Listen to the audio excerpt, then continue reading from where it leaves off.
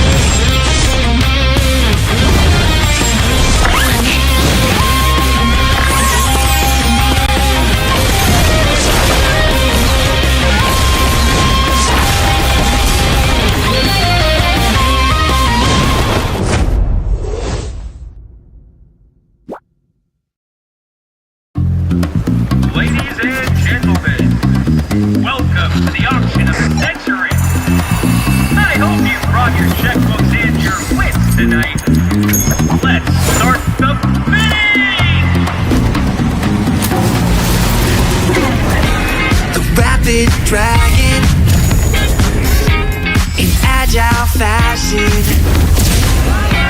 We jump into action, dashing. Perspectives are clashing. Oh, oh, oh, we're taking on the fight.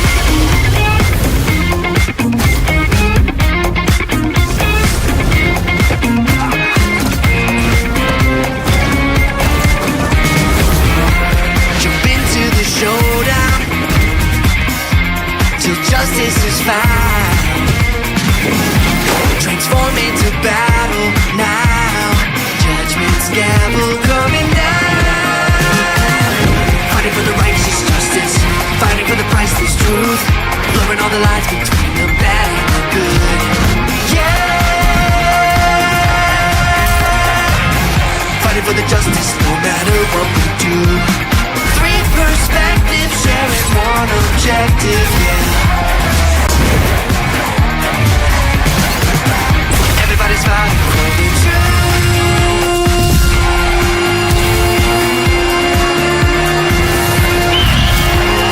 Justice calls.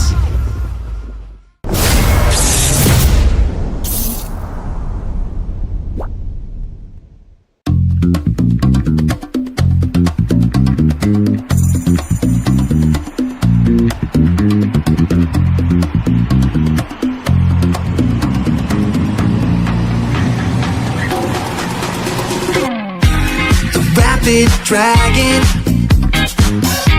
in agile fashion. Oh, we jump into action, dashing.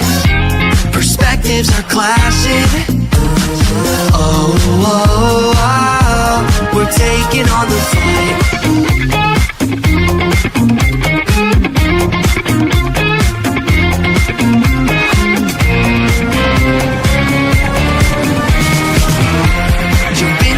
Showdown till justice is found. Transform into battle now. Judgment's gavel coming down. Fighting for the righteous justice, fighting for the priceless truth, blurring all the lines between the bad and the good. Yeah, fighting for the justice no matter what we do. Three perspectives sharing one objective, yeah. Everybody's fighting for the truth.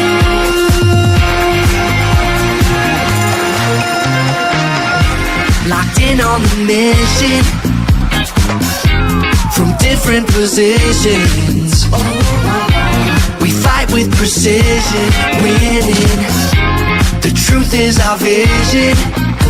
Oh, oh, oh, we're taking on the fight.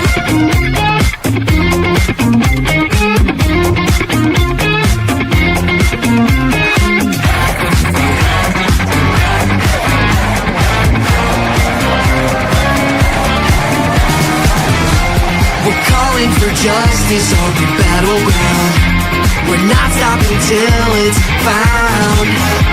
Nobody can judge our passionate actions, even when the gavel's coming down. Fighting for the righteous justice, fighting for the priceless truth, blurring all the lines between the bad and the good. Yeah, fighting for the justice no matter what we do. Three perspectives sharing one objective, yeah. Everybody's fighting for the truth.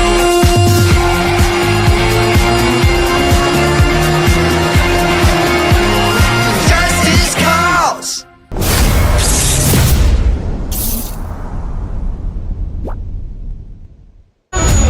They said there's a limit in the women's league. In MWI, we say limit? Watch us bounce. From the MWI queens everyone knows, to the stars who came out from nowhere, to the ultimate champions. Now, MWI is expanding greater than ever. Turkey, EECA, Africa, Mongolia, and beyond. We're stretching the map wider, MWI, where dreams get louder. This isn't just a tournament, it's your passport to the world stage. A spotlight for women in the EWC. No rules, no ceilings, no limits. Just this. We're vibrant. We're ready.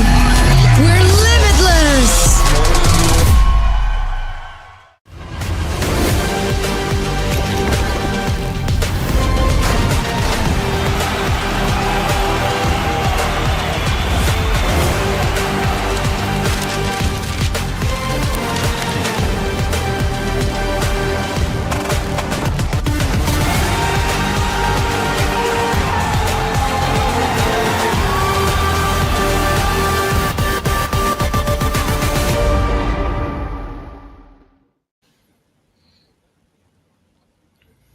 Assalamualaikum ya akhi wa ukhti, and welcome to the end of MPL MENA Season 7. The last match available in this season. Blood, sweat and tears have been poured by these two teams to get this to this point in the regular season, even in the postseason. And right now we have me, Shafin, and my boy here, Realize, to accompany you guys throughout all the, hopefully, 7 matches that we're gonna have today. How are you doing, Realize, and what are you expecting, especially in this MENA finals? Before that, Walaikum Salam, obviously, my brother, right there, Shefin. We expect 7 games to happen. It's going to be a banger. Evening, obviously, because here in Indonesia, it's late at night. It's 10 past. I don't know. I'm not good with clocks, but yeah, it's almost 11 in the evening. So it's approaching midnight, and it's going to be very fun, accompanied by actions coming in from MPL MENA. Obviously now Season 7 Grand Finals. 2 amazing teams, Ultra Legends, and Team Falcons, which, by the way, Twisted Minds, it is very sad to see them crash out in the lower bracket finals yesterday, but Ultra Legends, they are making waves. Yeah, and it is the first time in, I believe, 2 seasons that Twisted Minds is not featured in the grand finals. But you can't really say it that way per se, because like almost all of the Twisted Minds player are here to represent this time around Team Falcons, except for Hoda, the jungler of the current Twisted Minds team. Shout out Marky, by the way, ex-Geek fam. And Team Falcons, I think we have 2 different stories here in the grand finals. For 2 of these teams, right? Because Team Falcons, as you know, maybe you're not really paying full attention to the MENA region, but you always know that this organization is everywhere. Even the players that you see right now is, you know, already featured in a lot of international tournaments in the M World, in the MSC. They're always there. Meanwhile, for Ultra Legends, Realize this is such a BT kill-like story, I gotta say. I think I'd say Ultra Legends is an anime team, because this is the team that relies on the power of friendship. They are obviously a fresh face in the MPL MENA region. Their debut is this season, by the way. And this team was formed by a group of close friends, and they were connected through their jungler, Throwboy, who, by the way, is one of the rising stars of this season, especially in MPL MENA. And if he does make it to MSC, it's going to be very interesting, because we're gonna see a team that basically is just a group of friends making it to the international stage alongside Throwboy, a player we have to highlight. And in interviews, you know, Ultra Legends, they say that they don't fear losing, because every moment or every result, any result, is their time to learn about new experiences, and it's through the power of friendship that they prevail. And hopefully the power of friendship will propel them to this grand final prize pool. 30 grand USD. Wow. Man, oh man, like the money that I could spend with that, or like the thing that I could spend with that money. Realize, do you have an idea on what you would do with this kind of money? I think I'm gonna buy, I don't know, like 1,000 wraps of nasi padang. If that's interesting, or like 5,000 wraps of kebab, because I love kebab so much. Obviously, these are the teams that have been the past champions of MPL MENA. Recently it was Twisted Minds, and by the way, for Twisted Minds, they have to be left behind by their 4 core players who have now jumped ship into Team Falcons. It's just Hoda left behind. having to rebuild something with Twisted Minds. But again, he failed in the last stretch against Ultra Legends, a very fiery team that is looking to conquer everything. And it just proves to you that this region is so unpredictable. Yeah, and that unpredictability, hopefully it will come through the drafts, as we're going to see here, the brackets of the playoffs that we had. Yesterday, it was Ultra Legends winning it out against Twisted Minds 3-2. Some interesting draft from them. We're going to talk about it later, but we're going to have a best of 7 here between Falcon Esports and Ultra Legends. And going back to the Falcon Esports, man, like, it is pretty sad that Hoda is left out from Twisted Minds, but you could kind of realize that they have a better replacement here in Bo Yet. And you can always ask all the Filipinos out there, they always say Pinas lang malakas. Any Filipino import is always a buff. I mean, yeah, the Filipinos are making waves everywhere. Indonesia, Malaysia, even in the Singapore region, or even now in MPL MENA, we had Marky, and now we have Bo Yate, who will be playing in the grand finals. It's going to be an interesting match against Throwboy. By the way, this is a rematch of the upper bracket finals. So yeah, Falcons, they were able to wrap up the game 3-0, if I'm not mistaken, and now it's going to be the perfect moment for Ultra Legends to get the revenge on towards Falcons. And for this best of 7, it's going to be very interesting so far, because if we now talk about Ultra Legends now, back to them. In MPL MENA, for those of you who don't really know, there has been this narrative of what we call a power shift. So basically, the old legends, the old giants are no longer in control. It's all about the new players. It's all about the new teams, the newcomers. They're making waves in the MPL MENA stage, and Ultra Legends is one of them. This is the team that started the power shift narrative in MPL MENA. And to win it all right now in the grand finals, it will be a very, very insane feat. Knowing the fact that, again, this team is just created through the bond of friendship. Yeah, and that power shift is surely a very interesting narrative. And Ultra Legends is one of them. The two other is Team Rod and Team X, which unfortunately did not make it to the grand finals right now. But yeah, MPL MENA is just a box of chocolate. You can never know what you're gonna get. And you can see here, even in the regular season standings, the 1st to 4th seed realized they all share the same match rate, a 5-2. They only differ by 2 points between the 1st placer and the 4th placer in Twisted Minds. So even before the postseason begins, we can never rule out any upsets happening. But it turns out the 1st seed and the 2nd seed is here in the grand finals, even though the 2nd seed was the one that came out from the upper bracket finals. I do agree that as well. A lot of things happening, right? It's a roller coaster of a season here in MPL MENA in Season 7. And I think, again, in towards this grand finals, it's going to be an old narrative that has been recurring in MPL matches, right? It's about the young bloods against the legends, against the experienced players. It's either going to be, hot-blooded players who are ready to bash everything on towards the players who are more experienced. We talked about mechanics that is very indeed very achievable in the hands of the players of Ultra Legends. For Twisted Minds, or rather for Falcons, though, it's them and their experience, exposure from international events. They have been there quite a couple of times, even if back then it was Twisted Minds carrying the flag of MENA in international events. But, the core 4 players have been the same. Sanji, Tarzan, Cuffin, Sano, even Troll as the roamer, right? It's going to be them again with the experience, garnering so much, battle info on the enemies that have been posing threats to them on international stages. Now it's only on a domestic scale, but I believe Ultra Legends have that surprise factor, because yesterday they brought out the Yusun Shin, right? We talked about this before we went live, and we're gonna talk about it later more in the draft. But I'm interested to see the pocket picks that will be brought upon by Ultra Legends. Who knows? They'll try to whip out an Esmeralda or maybe an Alucard, because we have seen in the regular season the Alucard being picked once, but I couldn't really remember which team picked it up, but it was a loss, so they don't really want to do it again. But Alucard is still there.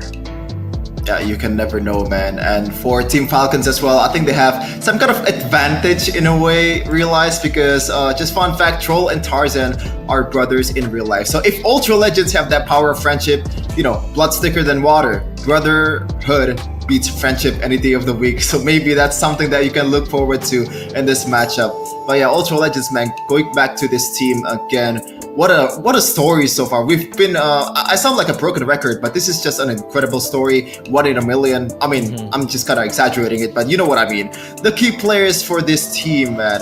Rice Cream, you can say that he's the most experienced player out of all of them. He was in ROT last season. And I guess in every team, even though this is a newly built team, you always need that kind of like leadership in a way, and Rice Cream brings it to the table for Ultra Legends. Even Throwboy, you can kind of make the case that this is currently the best jungler in MENA history, especially with the fact that if you see the MLBB esports official account, he is the only player in MPL MENA that got highlighted.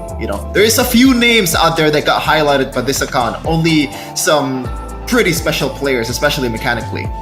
Yeah, obviously mechanic is something that is all well honed for the players in MPL MENA. It's all about them just trying to get more experience, get battle tested to later on hop into MSC, or rather the M7 World Championships later this year.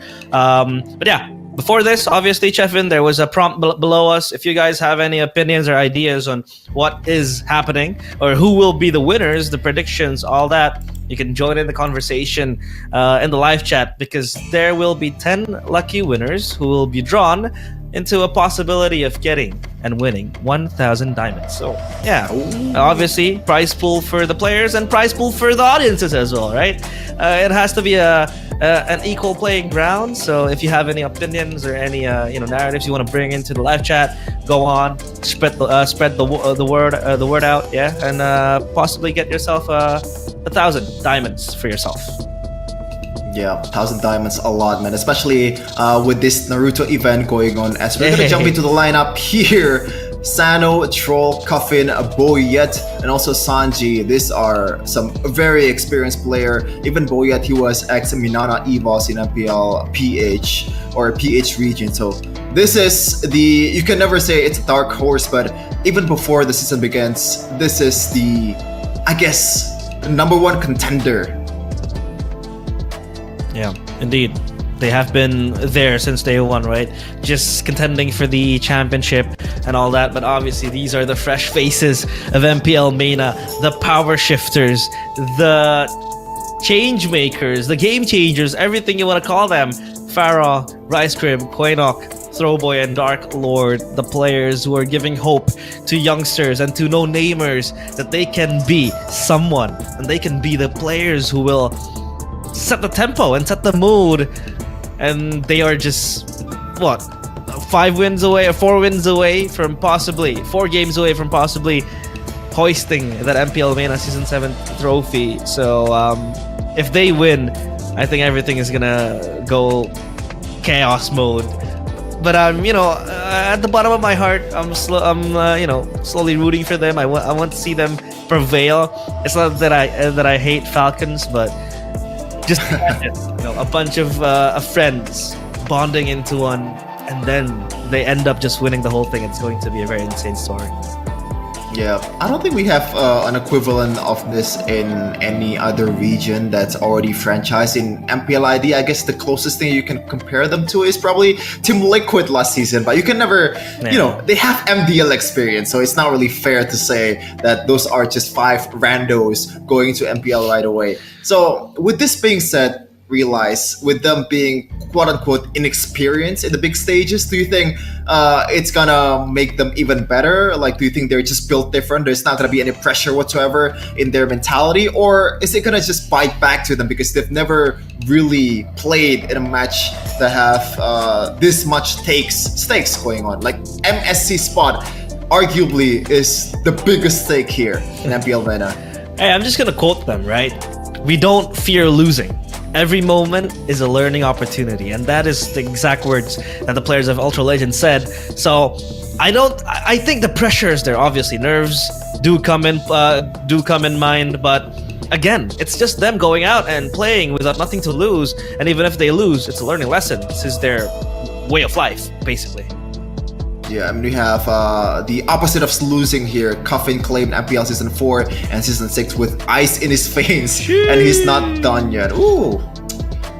Pull your veins out, or whatever they're saying. But yeah, this is, I guess, a few seasons ago, or like 2 seasons ago, I said, or maybe Mirko and Arashi said that this guy like the sons of MENA with no, seriously, like he has a pretty high mechanical skills and he likes to show off too a lot of times.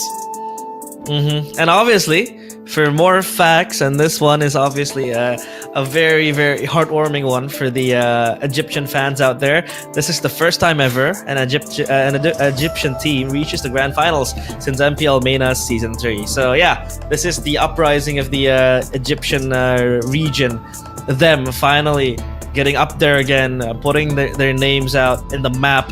And MPL MENA, obviously a region that has so much untapped potential, untapped powers, and Ultra Legends. It just proves to you that the talent is there, that the resources are still there. And if you want to hone yourself, it's a possibility you can be one of the best in the region. And not to mention, Chefin, you said that, you know, the equivalent of Ultra Legends run is probably Team Liquid. But Ultra Legends is not even a proper organization. This team is not backed with, you know, the power that more organizations has, right? It's not that like they have a lot of money in their banks. I'm not trying to say that, you know, it's not well managed, but this is a team that has been made through friends. So I think that's another something that adds fuel to the fire, obviously.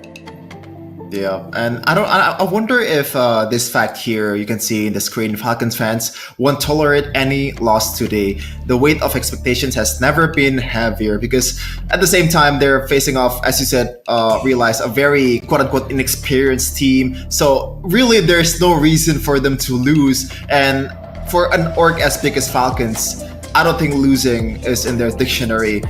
It's gotta be something that they're gonna chase until the end, and hopefully, I don't know, maybe they will. I don't know, man. Falcons, I feel like they are going in this match, even though they are the second in the regular season, they are the clear contender here before the finals begin. I don't know if you agree with me on that. I think they are. They are the contenders. They are the ones with something to lose. But obviously, with the experience that they have, they know how to stop losing from happening. As we jump into the draft straight away, yeah, it's interesting to see the drafts coming in. Yi Sun-shin ban out of respect towards Throwboy, because Throwboy was bringing out the Yi Sun-shin twice yesterday in the lower bracket finals, Game 1 and Game 5. Yeah, and both of them, the matches that they played Yi Sun-shin in, they've won the match, and they bring out this very interesting strategy of putting a fighter in the gold lane. But we're not gonna see that right now. Coach Lyric prefers to ban that. And by the way, Coach Lyric, shout out to him, a very experienced coach here in the MENA region, probably the GOAT of all the coaches there is in MENA. He also bans the Lucas. Meanwhile, for Ultra Legends, they don't want to see that dynamic rhythm of joy. And speaking of dynamic, that's the Harith ban for you again. So not much dashing or like from the wings of Falcons tonight. Yeah, they have to find another way to soar high and fly with their wings.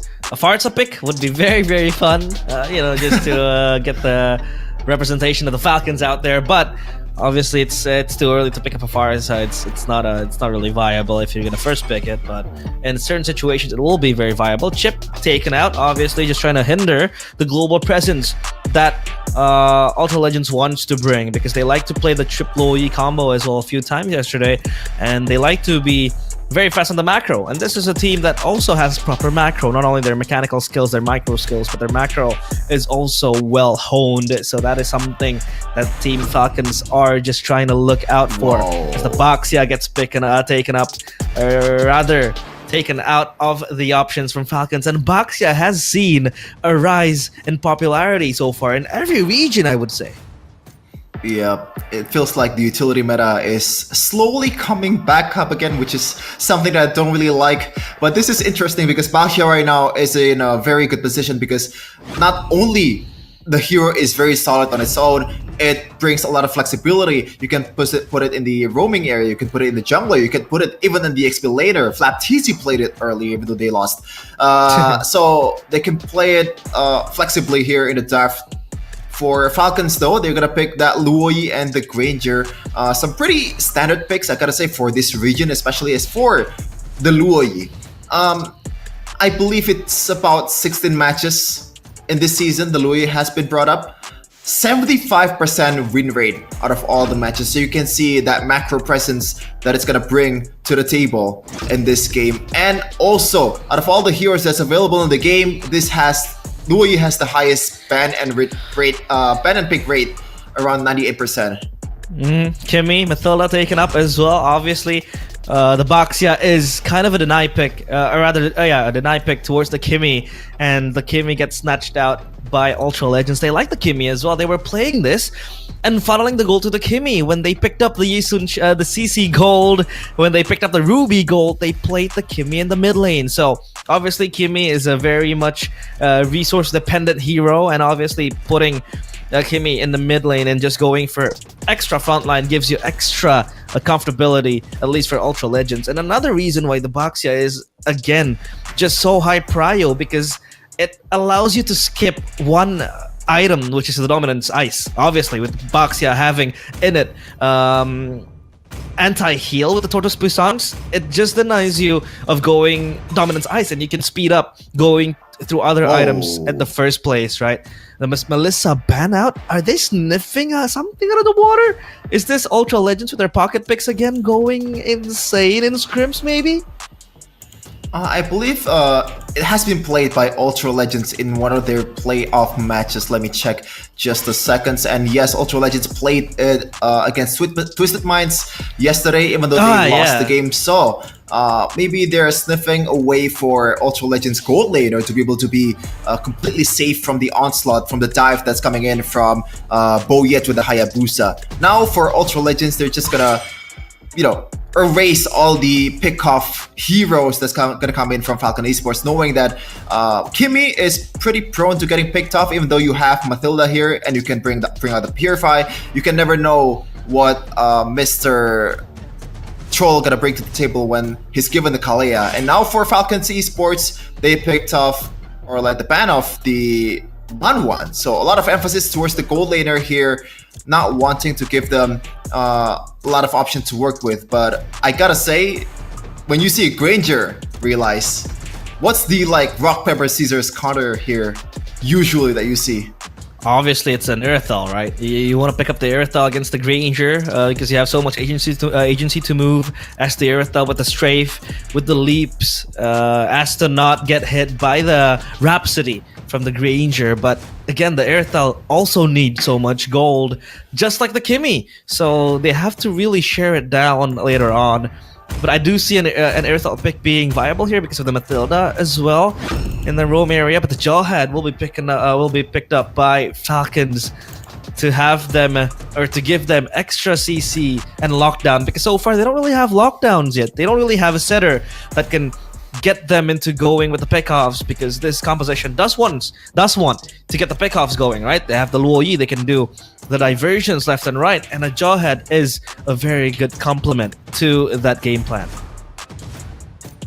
Yeah, it's a match made in heaven, Hayabusa and Jawhead. Even you can place a Suyo here for the Hayabusa and it still would work wonderfully. Now for Ultra Legends right now, they have a solid 3 right at the start, especially with the Mathilda Baxia combo. You can never go wrong with a lot of picks that's gonna come through. After this, you need a frontliner, one frontliner, and possibly another damage dealer. But they're going ham with the magic damage. I gotta say, oh my god. Okay, I was gonna say that there's gonna be minuscule amount of physical damage that's gonna be dealt by Ultra Legends, but they found a solution here in Masha. But I do not know if this is gonna be the way to go against this kind of composition, man. I feel like the Lunox does fare quite well against some of the dive coming in from the Hayabusa, from the Jawhead. You have the Order of Brilliance to escape, but for a matchup in itself against a Luoyi or the Granger, I don't think it's that good either.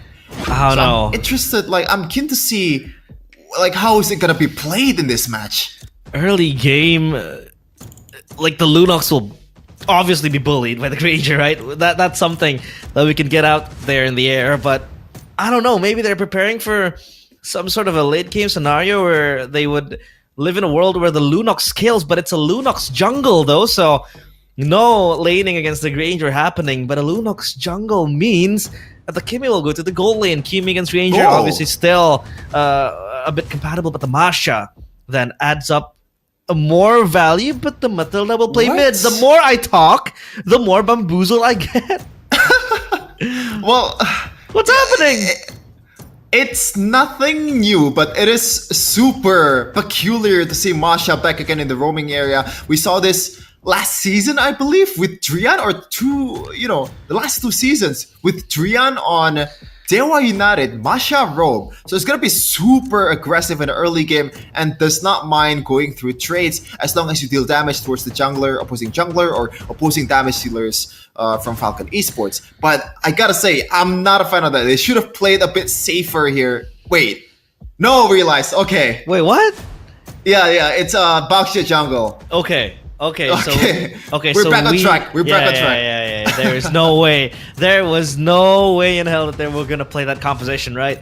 It just looked very sketchy. I mean, you wanna play Linux jungle, but you have a Kimi gold lane, and then you have a Matilda mid, a Marsha roam, a Baxia XP. Yeah, that's kind of messed up, but nah, it's all good now. It's fixed.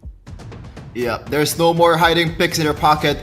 Gotta pull everything from the back here from these 2 teams. Ultra Legends, they came out of nowhere to the scene of MPL MENA, but their opponent is a mighty challenger in MENA region. Falcon Esports is here to stop them. Can they actually rise through and prove the world that the underdogs has it in the bag? It's Ultra Legends versus Falcon Esports. Let's go to the Land of Dawn.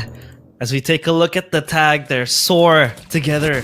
And soaring is actually something that is synonymous with falcons, right? With birds. And falcons, they have the fresh air now onto their bags. But obviously, looking at the early rotations for the Baxia, going from the purple buff down to the red, as Cuffin just faces so much pressure from Quanok and Rice Cream, they're staying in mid lane, and Troll will back them up. Yeah, it's an early trade. I think that's a pretty good mechanical skills being displayed by Coffin. Very confident with his shields and his calculations on the HP that it's gonna give to him. Now, the Little Wonder has been taken by Boyet, a small win coming in from Falcon Esports. I was gonna say that for Ultra Legends, I thought they were going to a direction where they're gonna funnel for 2 damage dealers, but instead they brought out 3 damage dealers here. For them, so I'm kind of a bit, dreadful about what's it gonna be in the late game, especially when the threat is all over the place from Falcon Esports. Can they actually survive it with this much damage dealers? Do they want to play it chaotically? Is that the game plan here? Yeah, that could be an answer as well, right? Because so far, Falcons, I do agree. I mean, talking about frontline, they only have Sanji with the glue, who is probably gonna be easily melted by the Lunox later on in the stage of the game, and the Kimi as well in the hands of Pharaoh. So they have to be very wary, and they have to get that one momentum, one time moment where they can just burst down the players of Ultra Legends in one execution, one play. But the turtle now spawning, and Throwboy just rolling around deeply. Falcons, they have dibs on the turtle, so now they will try to pull it out of the pit. But Troll with the toss towards the backline, and there goes the spread. Meanwhile, on the backline, it's going to be the shadow kill. Not yet. It's Sanji in the first blood towards Rice Cream, as they will try to peel away first blood for Falcons. You can see the problem with the composition right away. Yes, Baxia is a utility jungler. It's supposed to have an advantage over Hayabusa in this kind of objective game, but you lose out on this second zoner, but it looks like Throwaway in trouble. Shadow kill again, but Cuffin is gonna get the kill towards the turtle as well. It's gonna be Boye getting the retribution down. Quanok has to flicker back, and Boye in the backline just causing chaos. Sort of Blinn saves Quanok in the nick of time. Meanwhile, Dark Lord tossed back again. Ultra Legends locked down in so much pressure as Falcons. They withstand the damage coming in from Ultra Legends. They have all the tools to play, and they want to go even deeper towards the bottom side turret, but no, they pull back and they pull themselves out of the menace. Yeah, it is a bit ironic that you said that they were able to withstand the damage despite Ultra Legends having the damage, focus composition here in the early game.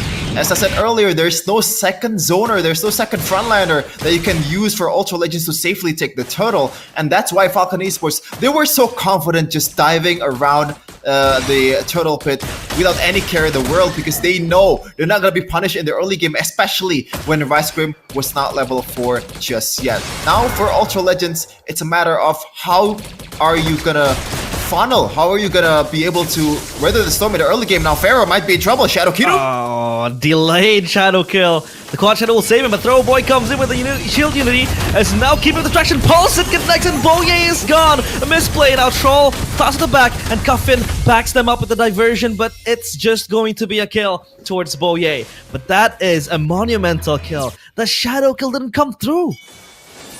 Yeah, the flicker was perfectly timed by a Pharaoh, so great mechanical skills at a time, or maybe RNG, I don't know. But yeah, that was a pretty good play coming, I gotta say, from Boyet and also Sano. It's just the execution, maybe the Quad Shadow didn't land. They should have just backed off, and they didn't consider the possibility of Throw Boy just rotating around the map with the shield unity, because this is what Baxia brings to the table in the early game.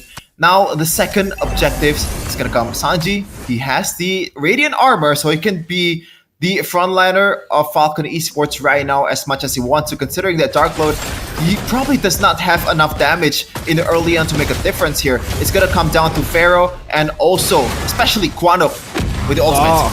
Reduction Pulse misses, but Boye will secure the turtle again with the Retribution on the backline, though it's a grab towards Throw Boy, but Boye will get Rice Cream and in the back end with Shadow Kill, and Quanok has to peel back for his team. But so far, it's players are running away, running for the hills at Sanji next to the chopping block as Boye gets taken down, and now Pharaoh will try to peel back for the team, but Falcons, they have to just dissipate from the smoke, and so far Ultra Legends, they get the kills, but the turtle is secured by Falcons.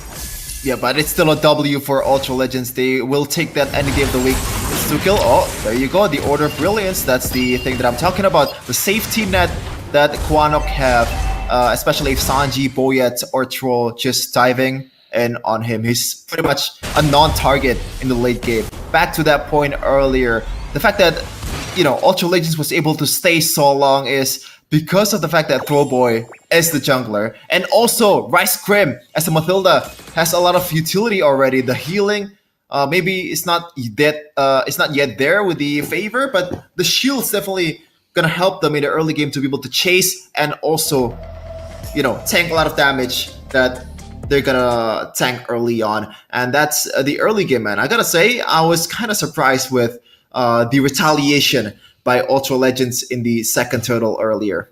Yeah, that was insane. The way they peeled back for themselves, and I like how they always put Boye in a very uncomfortable position, right? He has to go and he has to dive back with the shadow kill, but they have so much tools to peel themselves. I mean, if Boye is gonna dive again, the Lunox can just pop the Order of Brilliance, and then the Mathilda has the Guiding Wind to save the players of Ultra Legends from a possible toss into the back with the ejector by a Troll. And then you have the Baxia, who is, relatively tanky with the shield unity and the Tortoise Puissance.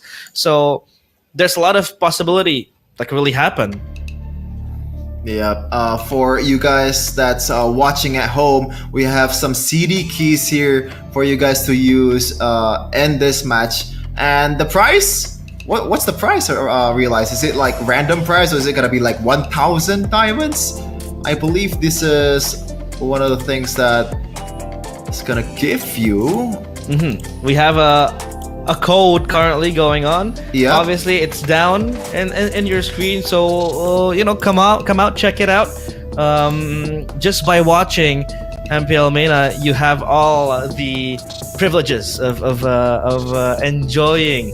The code's given out, so don't forget to take a screenshot of that. Like, imagine watching MPL MENA, and in the technical pause, you get a free redeem code. That's insane, right?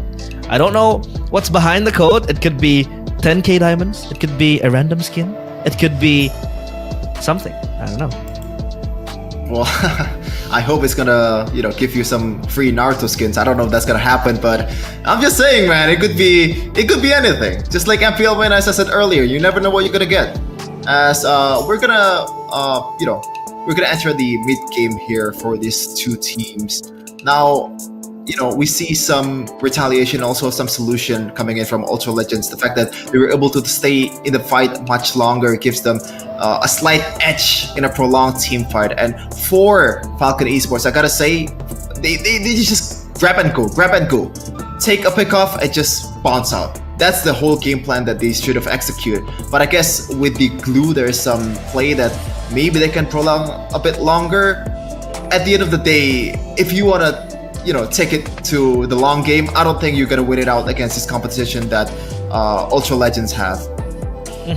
I do agree. In the long game, as the game scales as well, Ultra Legends just grow out of control, right? They have so much damage, and the Kimmy, again, the traction pulse is a setting tool basically, right? To follow up either with a 5-man jump with the Baxia, or the Lunox comes blazing in, or then goes in the damage from the members of Ultra Legends, and then they have the Masha to just zone out a single member, and they have to be perfect in the targeting as well. So Falcons, they have to really rotate their brains and try to think of something that can really, hinder that from happening. So far, they have been doing a very great job on exerting early pressure, because they know in the early game, Ultra Legends will still be struggling to get more damage and to get the momentum going. But so far, I feel like Ultra Legends has been fighting back in a very good manner as well. Yeah, they're only down about 400 gold here, which is a contrast to what happened in the early game earlier. They were down around 1k after the first lead, so first total. So right now they are playing their game. Troll and Tano secured some important items there with the Sky Piercer, and also Radiant Armor is going to help them in the team fight, especially as I said earlier, the prolonged game that Ultra Legends is going to play. Even though Falcons does not want to play that game, surely they have to find a way to counter them. Yeah, they need that, right? I mean, again, Falcons, their composition is not the worst, right? They have the Granger to just poke from the back, and then Cuffin again, just making plays left and right with the diversion. But again, you have the Baxia in the hands of Throwboy to just try to open up the bushes and then scout for a vision. And now the diversion again being popped. They might look for a flank angle. It's in the tri-bush, but Rice Crim is not aware of that possibility just yet. Dark Lord will try to walk into Sanji. Throwboy jumps in with the Shield Unity. Just rolling around still. No triggers pulled just yet. Okay, traction pulse already being used, so resources already being poured out. Oh boy, already has the total. Total again! Boye with the steal! You thief in the night, and the ejector to save. Sanji to the back. Dark Lord comes in with the ultimate, but no! Ultra Legends, they lose everything they were trying to grasp on. The Guiding Wind will save Throwboy, but not from the Shadow Kill. Still, yes, kill Throwboy! He is tanky as hell. And now Troll missed out on the ejector. Oh! The Death Sonata comes through for Mr. Sano. Oh, the traction pulls follow up again. But that's it. For Falcons, they might want to look for more. Quanok might just overstep. He's staying in the mid lane. And Sano will take him out. And the diversion to maybe look for an angle. But no, it's just to push down the bottom lane. What was Quanok doing, man? Yeah, I don't know. I feel like he's kind of overestimating his capability as a Lunox, especially the healing. As we're gonna take a look at the items here, I'm pretty, curious about what Dark Lord picked up here. It's a Swift boost out of all the boosts. This is something that you don't really see very often in the pro scene. Even Marksman does not pick this boots anytime in the pro scene. And now Throwboy getting ganked up. There you go. Coffin with the kill. And Boye will just move back. Rice Crim cannot save his jungler. That's Throwboy thrown out. Yeah, you are a Baxia and all, but when you have 4 guys getting up on you, I don't think the chances of surviving is, I reckon, pretty low. So once again, gotta watch out for your capabilities. Shadow kill. Hatake Kakashi again with the Sharingan getting all the kills. But Rice Crim is next on the menu, but look at the diversion. No. Oh, Dark Lord! He is exposed and caught in the middle of no man's land. And Cuffin get the kill again. Dark Lord playing the side lane game. but that diversion will catch on to him.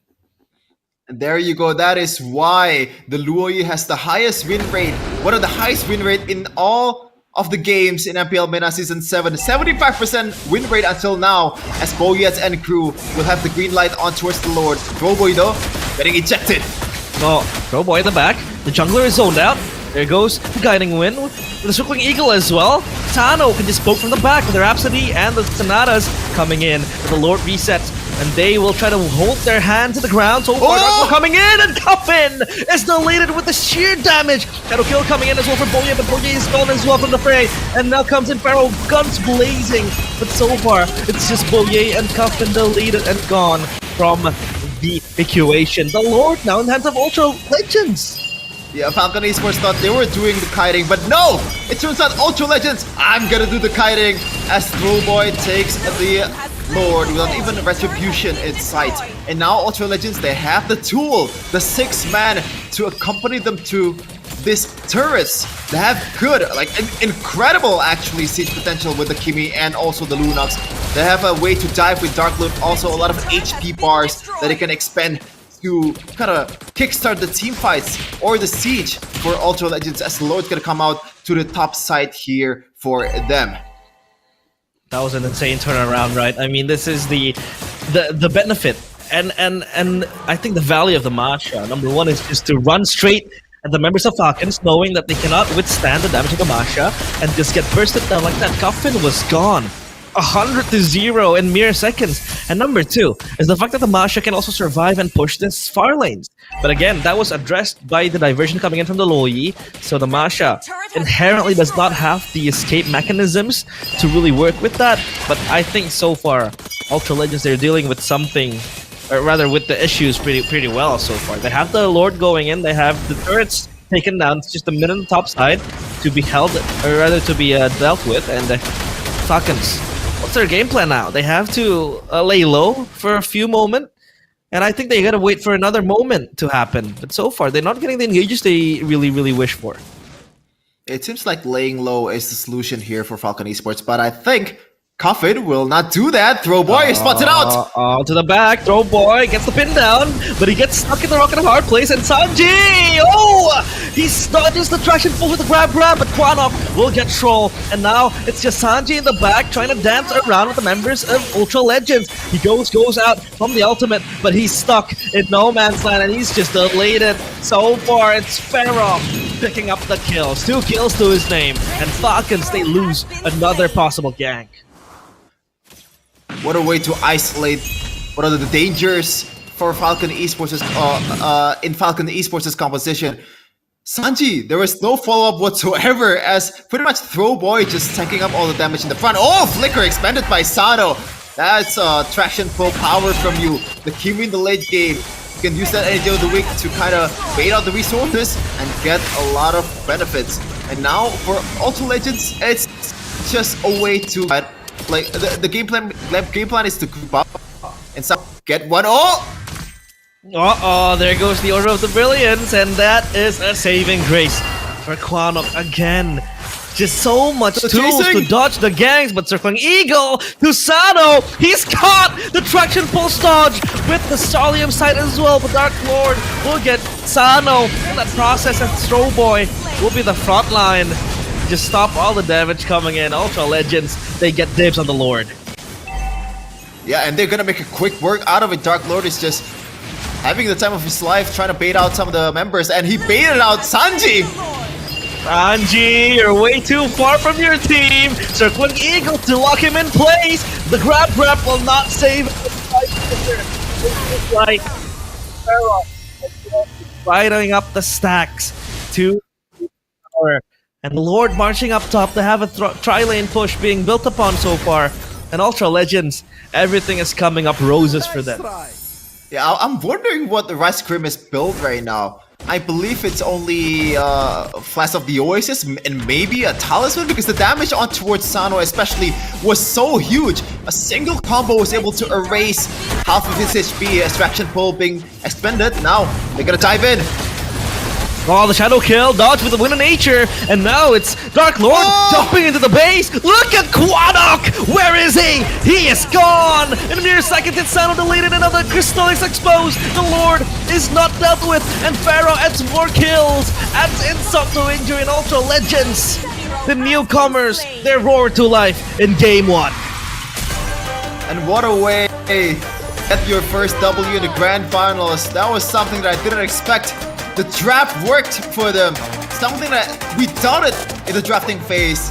And they were able to get the W against this mighty of a team in Falcon Esports in MENA. Congratulations, Ultra Legends, but this is only one game. 3 more to go to secure the MSC spot and the #1 crown. So we're gonna take a look at the highlights here in the early game. But man, oh man, even though they lose out on the first turtle, like the way they recover is out of this world. I'm bamboozled. Number 1, how did the Matilda have so much damage in a single circling eagle? We gotta take a look at the items like you said. But number 2, Dark Lord is too good at the Masha. He's able to isolate his targets away from the team and just get single knockdowns and takedowns from them. And Quanok, yeah, a misplay. It happens to the best of us. And it looked very bleak for Falcon. They were trying to make plays happen all across the map. Either Bollier comes in with a shadow kill to get a single pick off, but look at the peel that is coming from the players of Ultra Legends. They have individual self-peels. Again, Quanok with the Order of Brilliance, or Rystrom with the Guiding Wind to just hitchhike a ride out from, despair that is being brought on by Falcons.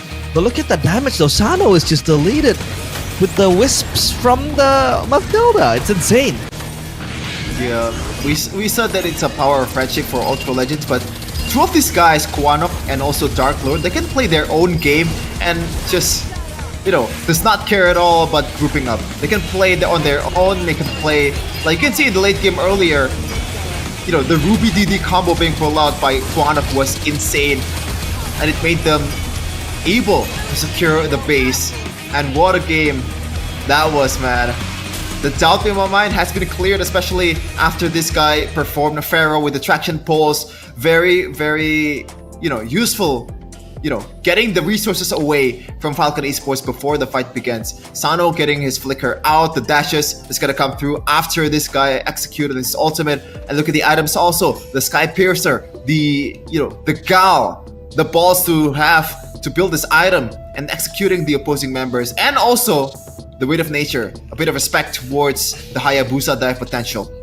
Yeah, we saw that, right? The shadow kill came in, and the Wind of Nature was there to save him, and that's a very, very heavy build towards the magic damage, because we sometimes in MPL ID we see players building DHS, right? The Demon Hunter Sword to get that extra attack speed going in, and the on-hit effects as well. But he goes purely for the magic bar, maybe the Sky Piercer and the Wind of Nature to save himself. Obviously, the Sky Piercer is very good because you really, really want to get the shutdowns quickly, and it was proven to work really well, I think, so far for Ultra Legends. And now, as we take a look at the statistics, so far, it's looking very nice for the players of Ultra Legends.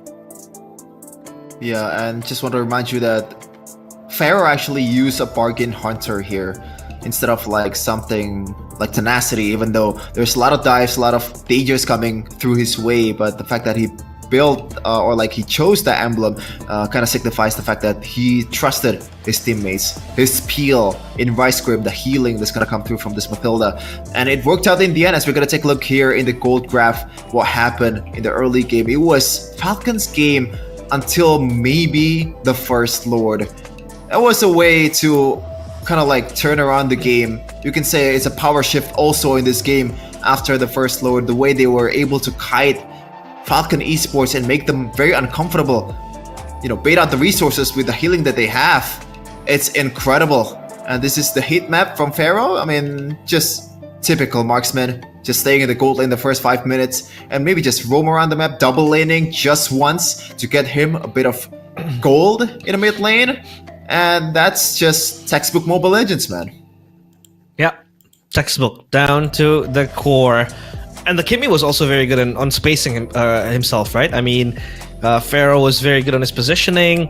His traction pulse was more of a zoning tool rather than a setup tool, because a lot of the times the traction pulse just made the players of Falcons run and spread to like certain groups, and it was very very easy for the follow up from Dark Lord to come in and then to just isolate them, burst them down with a single thrust of the Masha ultimate. And that was actually very good as well. The Thunderclap doing wonders for the players of team so far for Team Ultra Legends. And now it's up to Falcons. How will they deal with this? Because they have the experience. They are very used to being pinned to the wall when situations don't come up roses for them. And now it's all about how they want to come back from this loss. I mean, it's still game one. We still have like a possible 6 more games to go if they want to go down that route. Yeah, I wonder if for Ultra Legends right now the strategy or like the main strategy is to be chaotic, because I gotta say, even in the match before against Twisted Minds, the way they were able to win games is through unorthodox draft in Yi Sun Shin, in the fighter, the gold lane. So maybe this is something that can throw Falcon Esports off guard when things go south for Ultra Legends. As we have a bit of a quote here: "Throwboy to the fans, no stress, everything is under control." Yep, and it seems so right now for them, man. They're getting the first W here in the Grand Finals of MENA Season 7, and they are 3 games away to repping this region, Middle East and North Africa, to the MSC for $3 million prize pool. That's a lot of money. Do you not stress when you see that amount of money? But I think Throwboy is just chill. He's chill. He doesn't really want to stress out from what's happening. I mean, the early game was indeed not in favor of Ultra Legends, but yeah, when everything's under control, it is under control. And now we take a look at the drafting phase in game number 2. As Falcons, they will look for a way out of this ordeal, terrible ordeal. And the Lucas ban, again, out of respect to Ultra Legends, it's a very strong pick for Throwboy as well. They like it. The Yi Sun Shin still banned out by Falcons. Interesting. The fact that they're still banning out the Yi Sun Shin. But I do agree that, even, without the Yi Sun Shin ban, it's gonna bring out a lot more, I guess, headaches for Coach Lyric. Because, once again, as I mentioned earlier, they went through unorthodox draft, and that's one very unorthodox pick that they can bring out for Ultra Legends. So a good one there for Coach Lyric. Now for Ultra Legends, what do you want to go for here?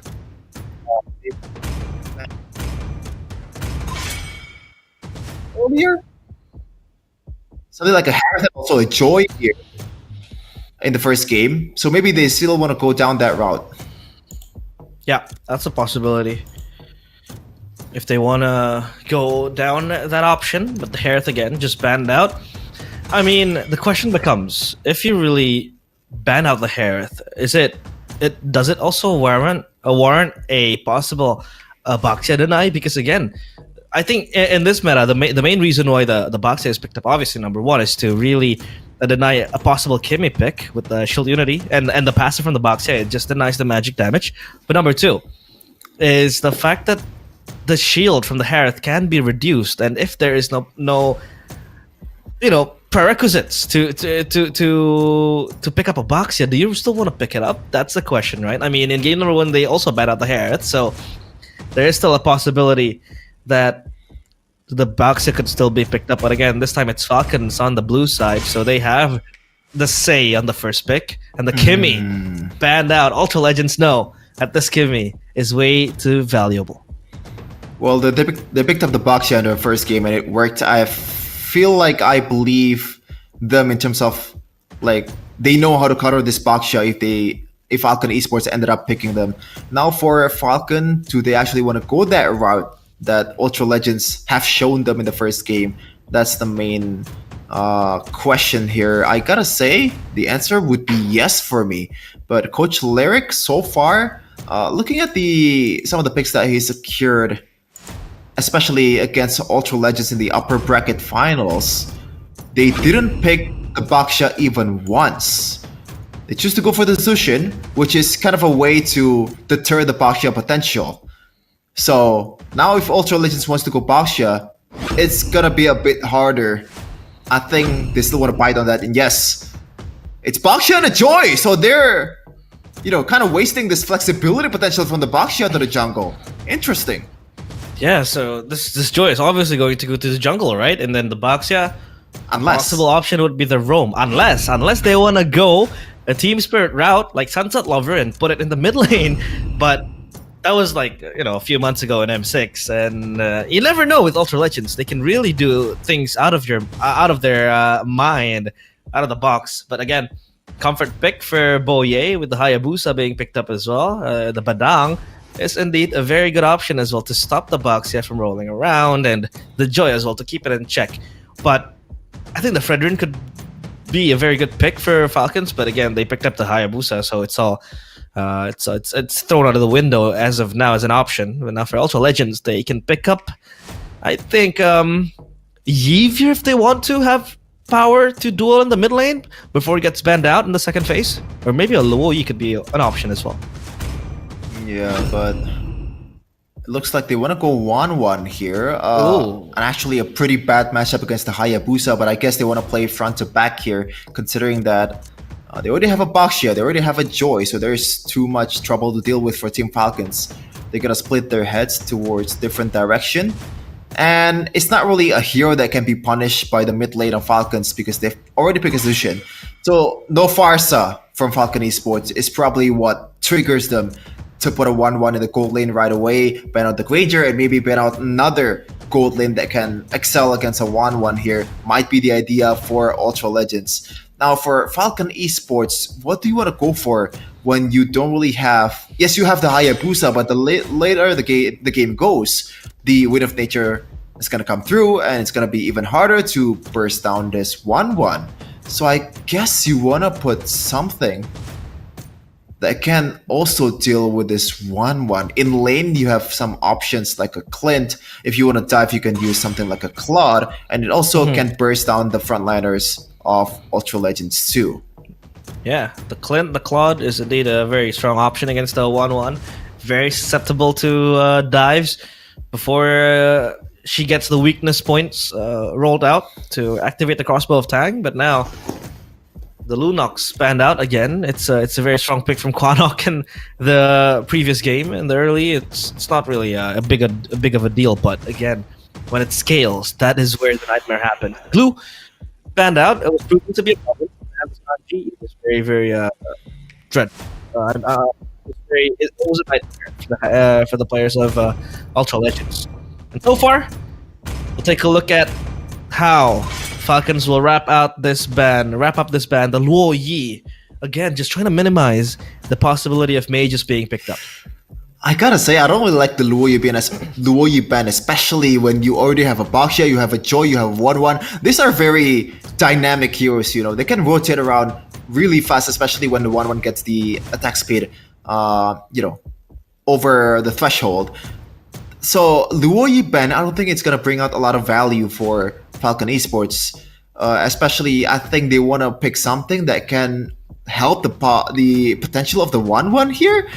I'm curious to see if they're gonna pick something like a Kalea or someone that can lock up a single member of Falcon Esports to be able to provide more pickoff for the 1-1, but they choose to go for the safe route here. When the Zushin pick, when the Hayabusa is picked, usually you want to go for a Zazi in MPL Indonesia, and they want to go for that. Now they have some flexibility to play here, the last pick for Ultra Legends, seeing what Falcon Esports is going to pick first. So they're able to decide which route do they want to go for. Do they want to just go pure front to back and just hope that the 1-1 survive? Do you want to supply some pick of the for the 1-1? That's the question here. Oh, a Moss Covenant show. Again, they need a setup, or rather, they need a setter, and that show really enables that. But I think the Zask is just a curveball thrown at Falcons. It's like saying to their faces that, if you want to go for a dive comp, hey, the Zask will survive, and that Zask will probably be the guy they want to target more, that they could just shift their focus into Zask, and the 1-1 could just free hit in the back. I mean, you have the DD to prolong your life, and the Hayabusa again with the Shadow Kill. can be delayed when the Zas pops the DD. So again, targeting will be a priority for Boye later on in the hands of Falcons. And now Ultra Legends, one last pick to sum up the drafting phase. Will it be an XP? Will it be a Roam? Will it be something else out of the box? But it's a Kalea. You called it, Chefin. Kalea and 1-1 combo. Hey, sometimes, you know, a broken clock is right twice a day, and it just so happened to be Kalea. Hey. I don't want to take too much pride into that, man. But it was like a normal read. Kalea, when you need a pickoff, this is a hero that you're looking for. And it's also interesting the fact that Kalea, you know, in the first game there's no attention towards Kalea either. I don't know if it was banned, but the second game, this is the last pick of the draft on a hero that's usually very contested in ID. So let's see if Ultra Legends will be able to use this draft to be able to win out against Falcon Esports. Now, the biggest worry that I have for for Ultra Legends right now is the long lane presence is not that great, despite them being able to maybe take care of it when the waves are pushing with Shield Unity. They have a lot of rotation potential, but the 1v1 potential on the long lane, I don't see any of it. It's insane to see what can be brought upon to the table. And now for Ultra Legends, it's all about them prioritizing this 1-1 to scale to the late game, and the joy as well. For Falcons, it's, again, the Hayabusa going online, the Moskov as well. The late game Moskov is a monster. But hey, you never know. Soar beyond limits. Can Falcons soar again in the sky, because they have been taken down in game 1? Yeah, it's game number 2. It's if there's a time to retaliate, if there's a time to strike back, it is now for Falcon Esports. It's game number 2 of MPL MENA Season 7 Grand Finals. As we're gonna take a look a second here on what emblem they secured. It looks like Rice Cream will be the Kalea Rogue instead of Kalea EXP. So Dark Lord, this is the biggest worry that I have with a Baxia EXP. The wave clear is not that great, even with a concussive blast being secured. But he's actually going for, you know, a help here towards Throwboy for him to be able to secure his buffs quite easily in the first few phase. Yeah, so far it's Throwboy with so much pressure exerted, and again with the show, it enables a possible pressure as well exerted towards Throwboy, because this show will work hand in hand with the Juice and Cuffin X Troll duo. We talked about this, but was that a steal coming in from Quanok? That could be a possibility. But Dark Lord rolling in, and at least the XP, right? The hands of Ultra Legends with the Baxia, that rollout with the Shield Unity enables him to rotate early. So then, possibly a 3v2, or rather a 3v3 can turn into a 3v4 when Dark Lord comes in, just rolling in, right? That's a possibility. But Rice Cream, he jumps possibly to his demise, but no, it's the players of Falcons that want to strike back. The Lantern Flare just popped again, and Throwboy comes in, not level 4 yet, but he is very ambitious to get a kill. But no, it's just them trying to taunt the players of Falcons. Interesting they lose out on the EXP battle here for the junglers, despite them having one of the EXP. Uh-oh, it's Boye popping the Shadow Kill no. defensively. Rice Cream, again, just denying a possible gank again and again. It happens, man. The RNG, you land the Quad Shadow but didn't get the Shadow Kiru clean on towards the preferred target. And now it's the first objective game. Throwboy is already on the case, but maybe he's a bit too early here to the party. Rice Cream still scouting the situation with Dark Lord possibly securing level 4. No Tsunami Slam yet for Ice Cream, so he's just gonna pop the Tidal Strike, the Wave Breaker in combo, in unison. And so far Troll will try to walk down towards the Turtle Pit, but it's Troll looking for a flank angle. He's gonna look for something to kick with the Flicker to the back, and it's Cuffin with the ultimate as well going at the Fist Crack. Doesn't really do damage, but Troll gets taken down with a DD. The Tsunami Slam comes in, and Sanji will be locked down in place. The pin down is not there, but the Turtle resets again for Team Ultra Legends, and they lose Troll. And possibly an objective in their sights. Boye is just locked in place again. The Kalea gives so much value as Dark Lord wants to reaggress. But that's it for Ultra Legends. Poorly communicated engage there with the flicker from the Cho of Troll, man. Because when you think of like the composition of Falcon Esports right now, the only damage dealer, proper damage dealer in the Turtle Pit is the Hayabusa. But Boye was, he wasn't even close to the Turtle Pit. It's only Coffin and also Sanji accompanying Troll. So there's not much damage being put on towards Rice Grim, especially this is a frontliner that you're targeting. So that's why it needs to be cleaner in the second turtle fight for them to be able to win the match. Yeah. And now for Falcons, it's still okay, right? They only lost one, but again they lost the turtle. That could be something that sets the tone for this game too. I mean, early game obviously is all controlled by Ultra Legends so far. Even they are only bound to 1 kill towards themselves. So no big advantage yet gained. And Troll, he might be looking for the plays left and right, and that is something that Falcons need to be aware of. They need to get that instant follow-up, maybe a kick towards a fist crack, and then Boye comes in, flying. So far, that hasn't been the case. I mean, that was one attempt with the kick going in. Oh, Shadow's kill. Defensively again, Boye still unscathed, but Troll with the kick, not to the target that he wants though. Quanok will go out unscathed. Troll boy so low, and again, just running around. He saves himself, but the liftoff will lock him down, and Coffin gets the kill.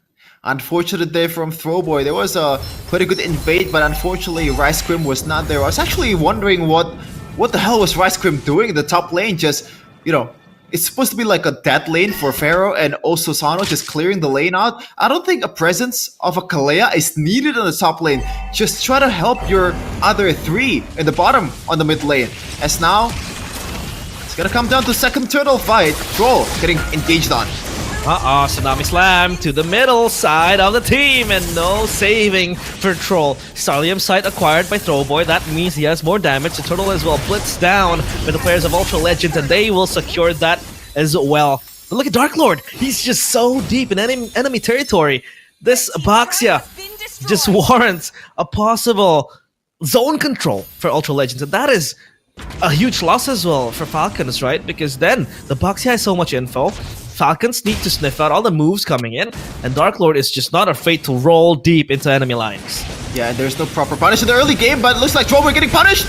The fist crack, it connects towards Throwboy, and Throwboy is gone with the flurry of punches. But look at Ultra Legends, they might want to reaggress as well. Rice Cream is waiting in the wings! The Tsunami Slam still doesn't connect just yet, but there goes the Crimson Beacon with the fist break as well. This SOD connects, and Tano arrives in time, but Ultra Legends still holding for dear life as Boye gets the kill. Look at Pharaoh now, he's joining a heroic entrance for him, but no weakness points found just yet. The crossbow of Tang still loaded in Q. And that is Falcons getting 2 kills and saving themselves for a possible landslide.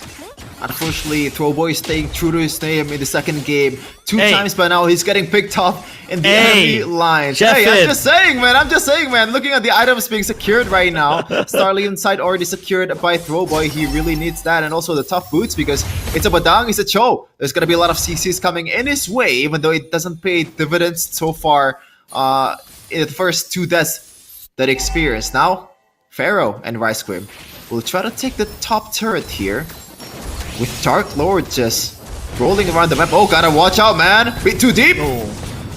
Dark Lord might be too deep, but no. He's gonna be fine, He's a tanky, he's a beefy boy. And Boye will just nonchalantly secure his purple buff. Taurus Basan's popped though, so that's an ultimate gone. That's info for Falcons. They might look for an angle to reaggress, but so far, it's Ultra Legends having control of the lanes. Boye locked in place with the kick. Troll gets to wear the dragon, but where's the follow-up? No follow-up because Boye has been so low, and now the dive turns into Falcons' favor. They have to run for the hills, and Scuffin is slammed to the ground by the Kalea, but the fist crack connects only onto 2. So no follow-up yet as Quanok gets out of the DD, but that is all just a decoy for them to get the turtle. Concealed play though. might push for something even greater. Boye is guided back. Pharaoh still alive and surviving for so long. And Boye has to run with Squad Shadows.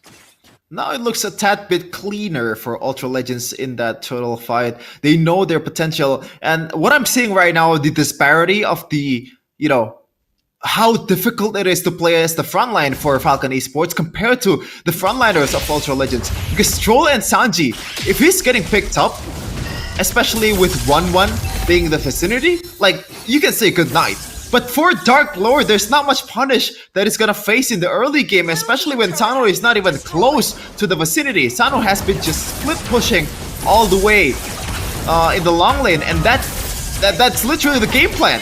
So in the team fight, I feel like Falcon has to concede a lot more than Ultra Legends in these scenarios. No, look at Ultra Legends. They want to aggress again. And Falcons, they still have their foot in the ground. But look at Dark Lord. He responds to the segue play created up top by Sano. I think that's another advantage again, right, for the box, yeah. Very quick to answer side pushes coming in. At least for Falcons. And they have to have an answer as well for their possible segue play. But Ultra Legends, they have everything under control. And now, 9 minutes into the game, the Lord might make or break the game. And for Falcons, it's looking for an engage. Troll failed with the engage, has to flicker back defensively. DD pop by Quanok, and now on the backline, it's Rice Crim is trying to tank for the team. The fist crack doesn't connect us yet. The SOD, will he take it? He won't, but because of Tang, and there goes Faro Airlines with 2 kills. Sanji and Coffin deleted. All that happens even after Rice Crim missed the Tsunami Slam Flicker combo. And this is why Ultra Legends, I said earlier, Falcon Esports has to concede these fights because they're not be able to win at all! Oh, Boye gets a kill, but Pharaoh just replies in time, and the Lord still going to be secured by Ultra Legends. And Throwboy will get that kill, or rather that takedown of the Lord to his name, trying to deny Cheffin's claims of him being a thrower in Game 2, because so far everything is under control for Ultra Legends. Yeah, especially after Pharaoh secured the Wind of Nature and also the Husk Claw. So a lot of lifesteal, a lot of security for this guy. I don't think even Sano and Boyd diving towards Pharaoh will do a lot to this 1-1, especially when you have a lot of peels coming through with Rice Crim, with the Tsunami Slam available. Now for Ultra Legends, it's a matter of patience. How patient are they to be able to pop this crossbow tanks from Pharaoh and Rice Crim? They can pick all the targets in the world. Even, it's better for them to pick out the front lines because you want Pharaoh to use the crossbow tank. I don't think it's wise to go for Coffin and Sano right from the get-go. It's a front-to-back battle for Ultra Legends. They have to be able to then get access to the backline, right? I mean, Troll has been doing it multiple times with the Flicker, plays, and with the way of the Dragons as well. But again, the follow-up is the question. They only have 1 mobile hero, maybe 2, with Sano as well. Boye and Sano are probably the 2 most favorite heroes to follow up a possible flank. But again, you don't want to have Sano just stepping onto his front line, and the fist crack again, this time from Sanji. It doesn't really pin down anyone, but the Tsunami Slam purified away. Throwboy in the back, just playing the beat to the drums, and now the Joy gets the kill towards Sano. The Moskov deleted, and they will try to pull back. Oh, Boye, ambitious, way too ambitious with the shadow kill. But the Wind of Nature at least popped by Pharaoh. It is ambitious, but either way, they're desperate to realize they have to find, a window of opportunity. This very guarded wall of Ultra Legends. Dark Lord even secured the Blade Armor against Sano's potential. It becomes even harder. 5k gold lead for Ultra Legends, and they have the control of this game. Troll, as good as he's gonna play as he's gonna play throughout this late game. I don't see him being able to kind of turn the game around. The only pick that is available for him is Throwboy. And even in itself, it's a big ask to kick a moving Joy, a dashing left and right Joy all over the place. This is going pretty badly for Falcon Esports. Quanok secured the Divine Glaive, so a lot more damage towards the frontliner of Falcon Esports. Rice Crim trying to find someone there. But they're gonna play it safe and wait for the Lord. And that's gonna be the sixth man that's needed to break through the front door of Falcon Esports. I kind of expect them to close this game out once they got it. Yeah. And now look at the state of the lanes, right? It's pushing towards Falcons in favor of Ultra Legends. They have control of all 3 lanes, and even now the Lord. But I think Falcons, they want to make a push.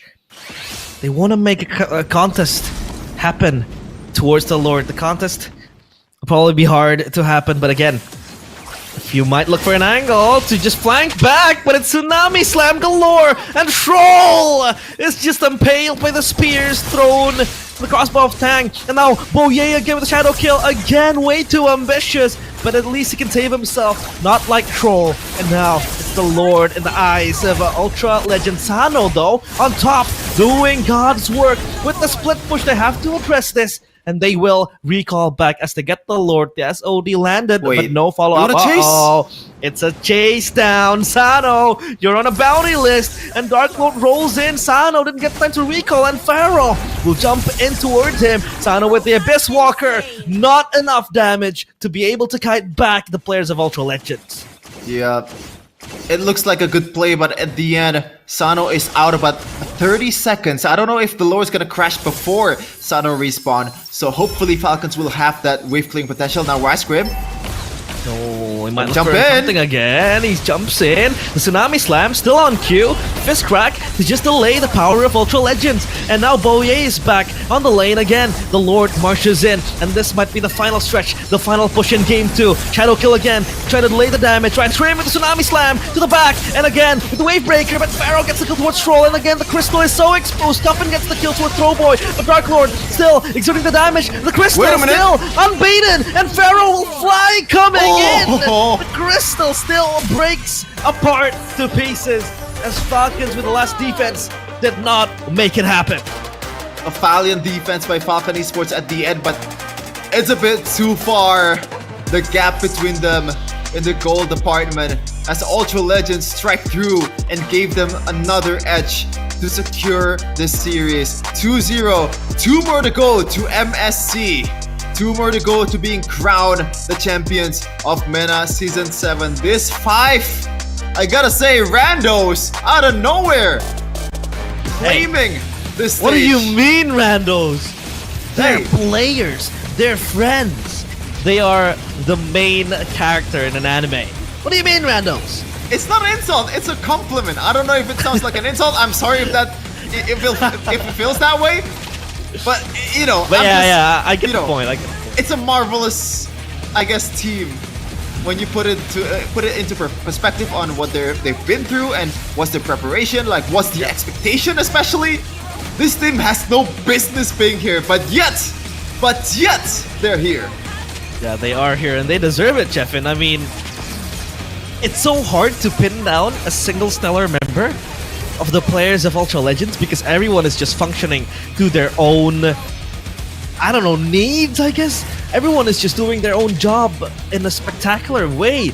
Rice Cream, I'd say, is a very pivotal member of this game, at least, because he was the one to always initiate the lockdowns, to initiate the peels, the Tsunami Slams, always catching onto the members of Falcons. This was the last defense, by the way, and it was almost coming to fruition.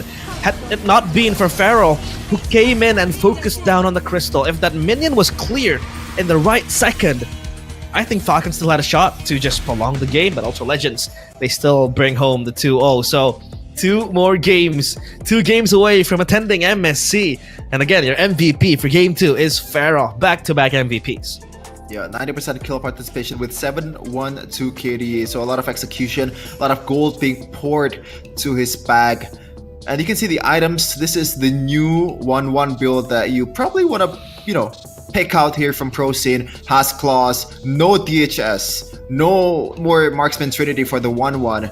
And that brings out a lot of value and also survivability with the 1-1, while also dealing a lot of damage it's in itself. And also the pull yourself together just to shorten the cooldown of both the Inspire, because you really need that to deal that much damage against the frontliner, and also shorten the cooldown of the Wind of Nature. Looking at the stats though here, I don't think there's gonna be anything crazy that needs to be pointed out. Maybe Quanok just silently dealing 28% damage of the whole team kinda made me a bit surprised, man, because in the early game you didn't see a lot of damage being put out by Quanok. It's always the silent damager, this hero, in all the matches that he's starring in.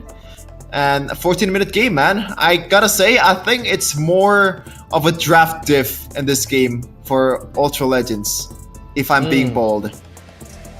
Now that could be the case, right? Because again, we talked about the possibility of a dive comp, but again, the Kalea comes in, the Zask as well. It's just independent, right? I mean, when you have so many independent members that can peel for themselves, the Kalea then focuses on just trying to peel for the carry, for the marksman. I mean, Zask can just, pop out the DD. The Joy can just run away with the electrifying beats and the Rhythm of Joy, and then Dark Lord can just roll around like a bad boy, a beefy boy at that. And then the focus shifts to just protecting Pharaoh, Mr. President.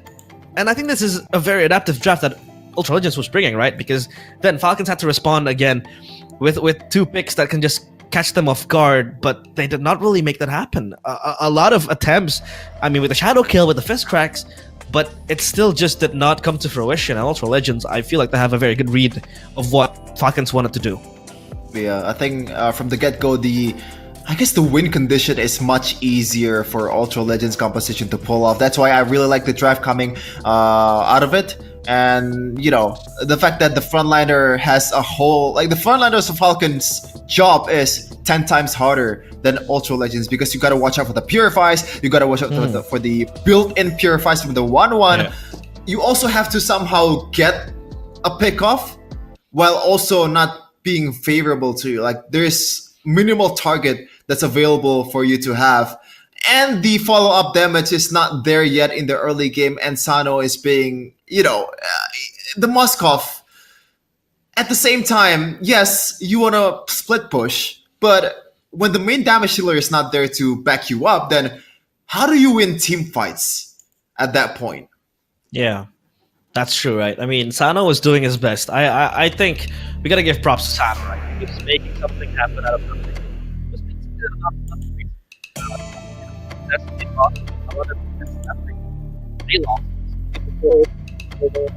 the skirmish is happening, so no contest being won, but I think he was making something happen. Up top, he was just dishing out damage, he was trying to clear the waves, he was making a split push. I mean, he nearly got a tier 1 turret, tier 3 turret, an inner turret up top, and he was caught in the process. But again, I think he was doing his best, but yeah, it did not really set up for the Moskov, right? It was very hard game to play as the Moskov as well.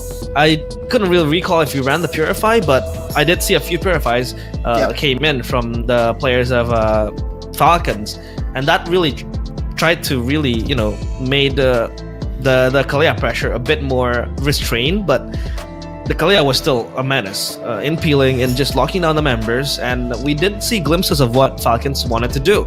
They wanted to do surprise plays, they wanted to do flank plays like we discussed, with Troll just going for the flicker kick, but again, just being too far back and not risking the follow-up is something that led to Falcons' downfall. Yeah, and there's no risk though if you join this thing, man. Join the conversation and share your prediction in the live chat to enter the lucky draw. 10 lucky winners will win. All right, brace yourself.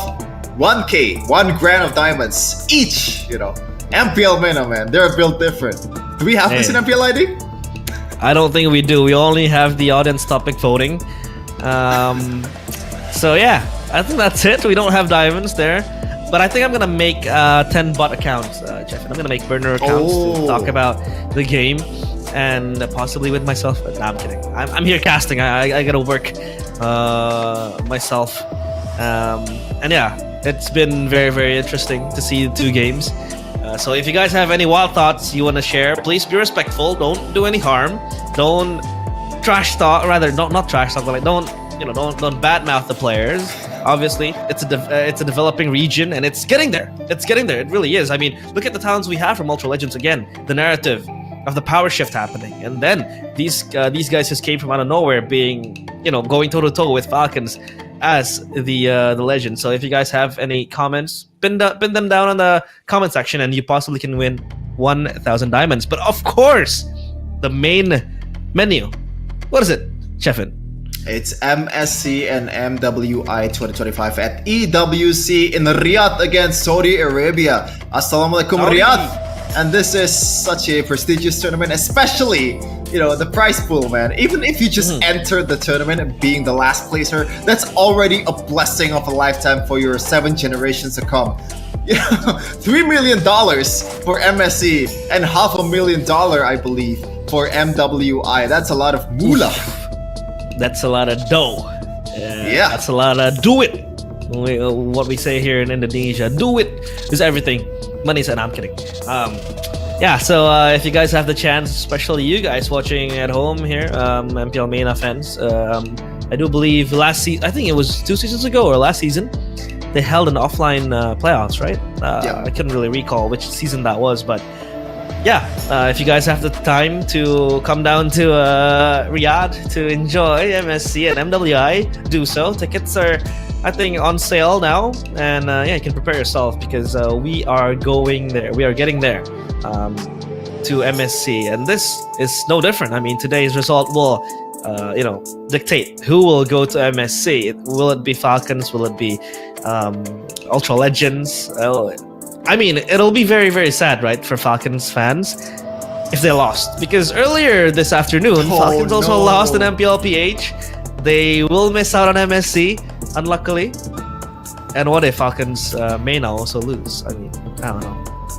It's gonna suck.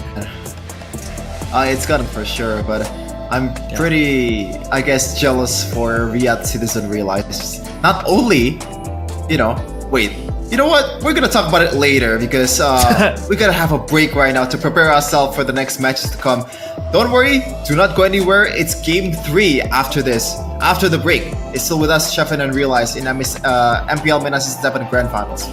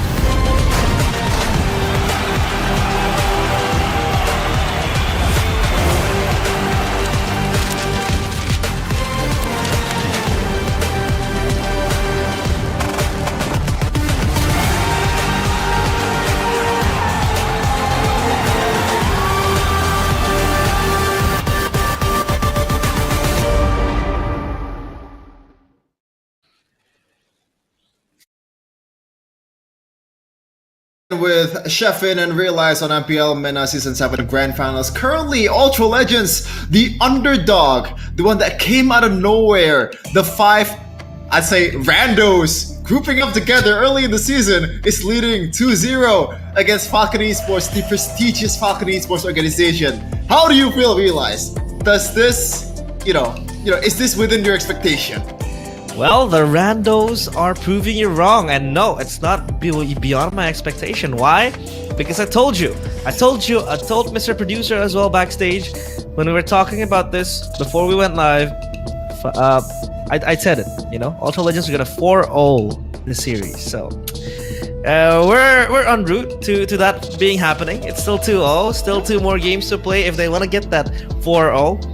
But hey, we're on the right track, and so far Ultra Legends still, I think it's not a flawless game. It's a game still with some hiccups, but a new game is a new day, so they can still refresh from page 1, fix a few mistakes, and then go better on towards the next game.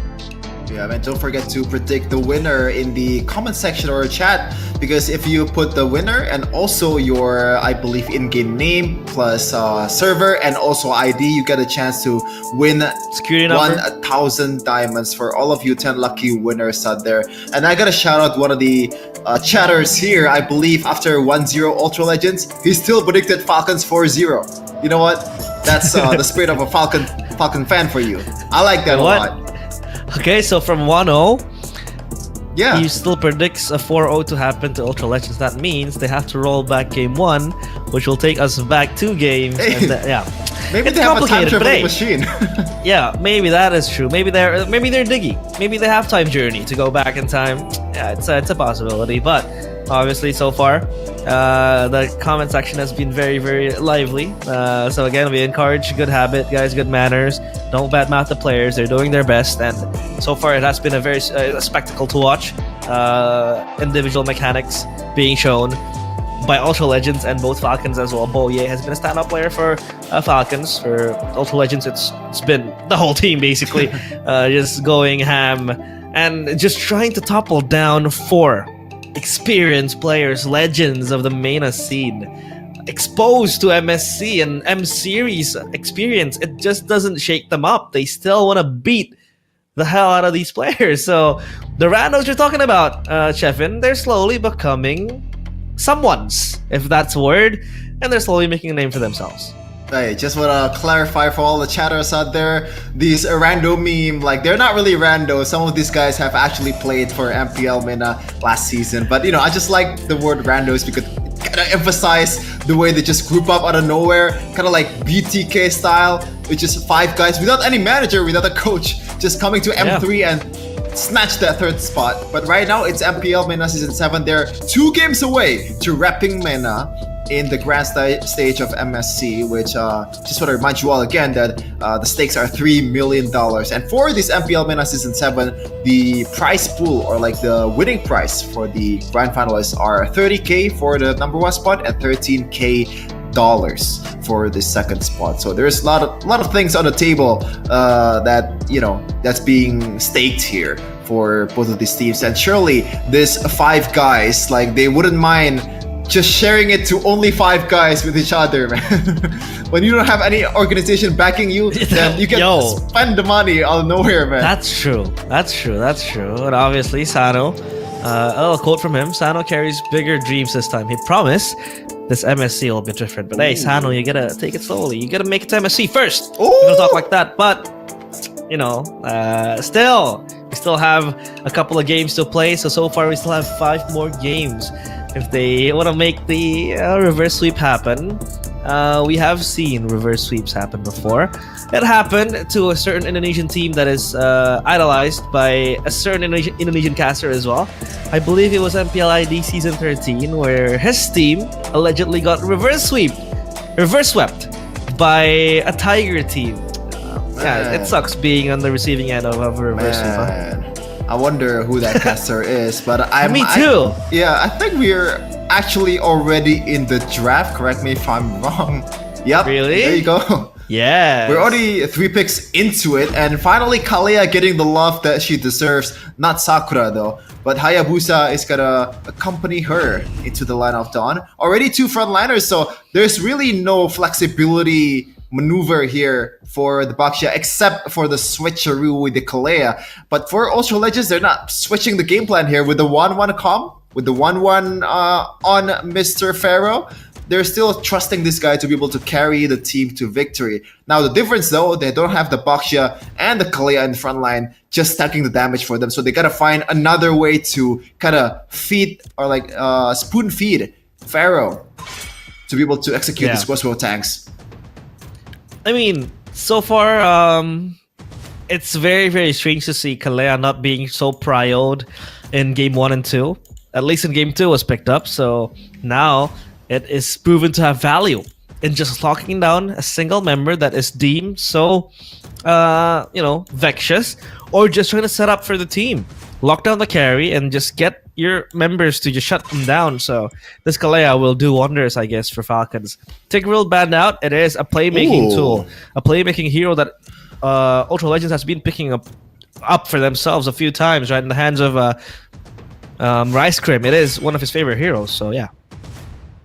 If you're band out, a bit more safety here for Pharaoh. I wonder if they want to go something like, even though it's easily punished, if you play it correctly with the Jushin and also the 1-1, Franco comes into mind when you see the Jushin, man. Because we saw Edok and Rince played those 2 exact combos with each other a lot of times in MPL Indonesia, but I'm not sure if this is gonna be the case for the solution for the frontliners of Falcon Esports, considering they have Baxia and Kalea, which can punish the Franco easily.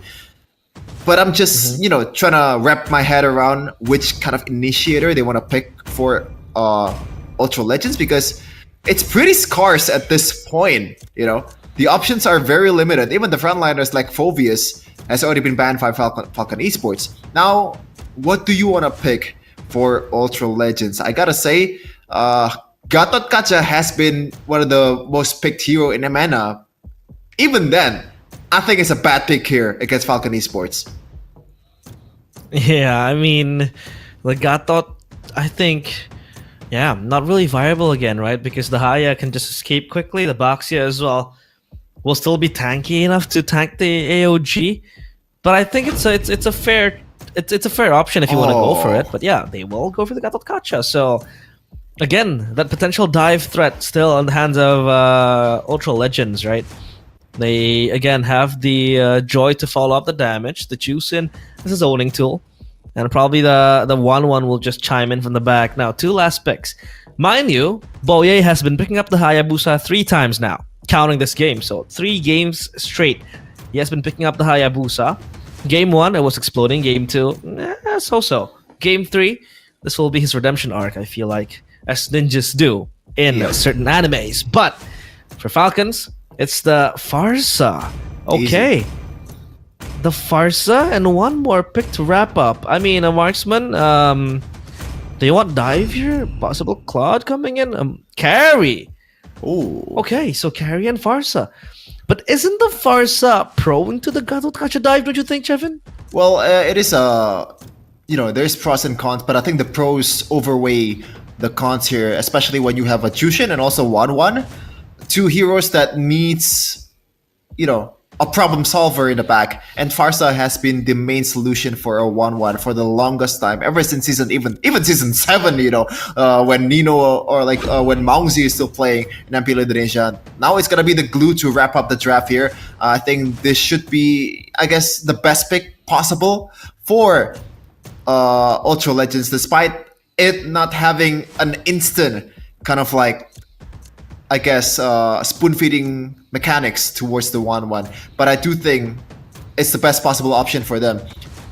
And I gotta say, it really depends on how the early game is gonna be played for Boyet and Troll, because they're gonna be carrying the early game a lot for Falcon Esports. If they can get a solid pickoffs on towards this Jushin and also the Joy early on in the game, I think they should have a big advantage with the fact that they have a good way to catch people too with the Kalea. This Kalea and carry combo. I think it's synergized as well, right? For Falcons. I mean, you got the Tsunami Slam, and then the carry can just go in guns blazing.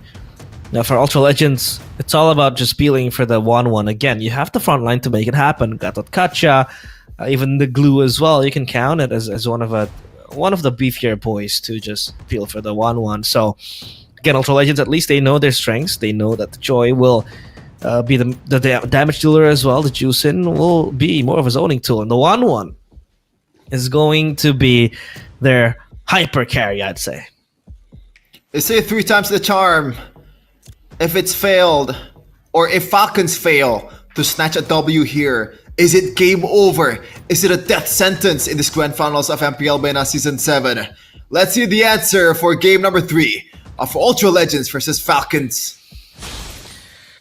Ultra Legends making waves and making a name for themselves. And again, as their name suggests, if they do win this iteration of MPL MENA Season 7 to be exact, there is a possibility that they can ascend to legend status. But for now, as quoting Chefin, they are still 5 randos. I think we gotta stop with the randos even though I made it up in the first one. Meanwhile, Coffin and again engaged on early game here. Just taking some it's gonna be heat fine here. And also the healing from Toll. Just such a good utility early on in the game, especially when you're trading some HP bars in the first few seconds. It's gonna be interesting to see because Pharaoh, I believe, will have a bit of advantage against Sano, which will put a lot of emphasis towards the gold lane. As you can see, Boye is already rotating to the bottom lane. I mean, he's near level 4. He's gonna take the topside camp as well. But for Sanji, he's also under pressure. Coffin comes in. He's gonna poke back the players of Ultra Legends. That was Throwboy. Just throwing away his possibility of a gank up top. And now, look at Falcons. They're moving in unison. 4 members strong. As Rice Grim might walk to his demise. Wavebreaker connects, and Rice Grim deleted in an instant, but the vengeance is popped. Shadow kill, not yet connecting just yet, but Troll gets the kill towards Rice Grim at the end of the day.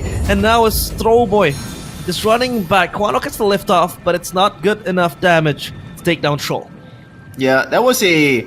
I gotta say, even though they got taken down, or Rice Grim got taken down, I can see, you know, some silver lining there for all Ultra Legends, especially the fact that they realize that it's a level 4 Haya. They realize that no one is visible on the map, and most likely Quanok will be on the receiving end if he decided to show up in the mid lane. So it looks like they know what to do against this Hayabusa, which makes me feel a bit more confident with them in the later part of the game.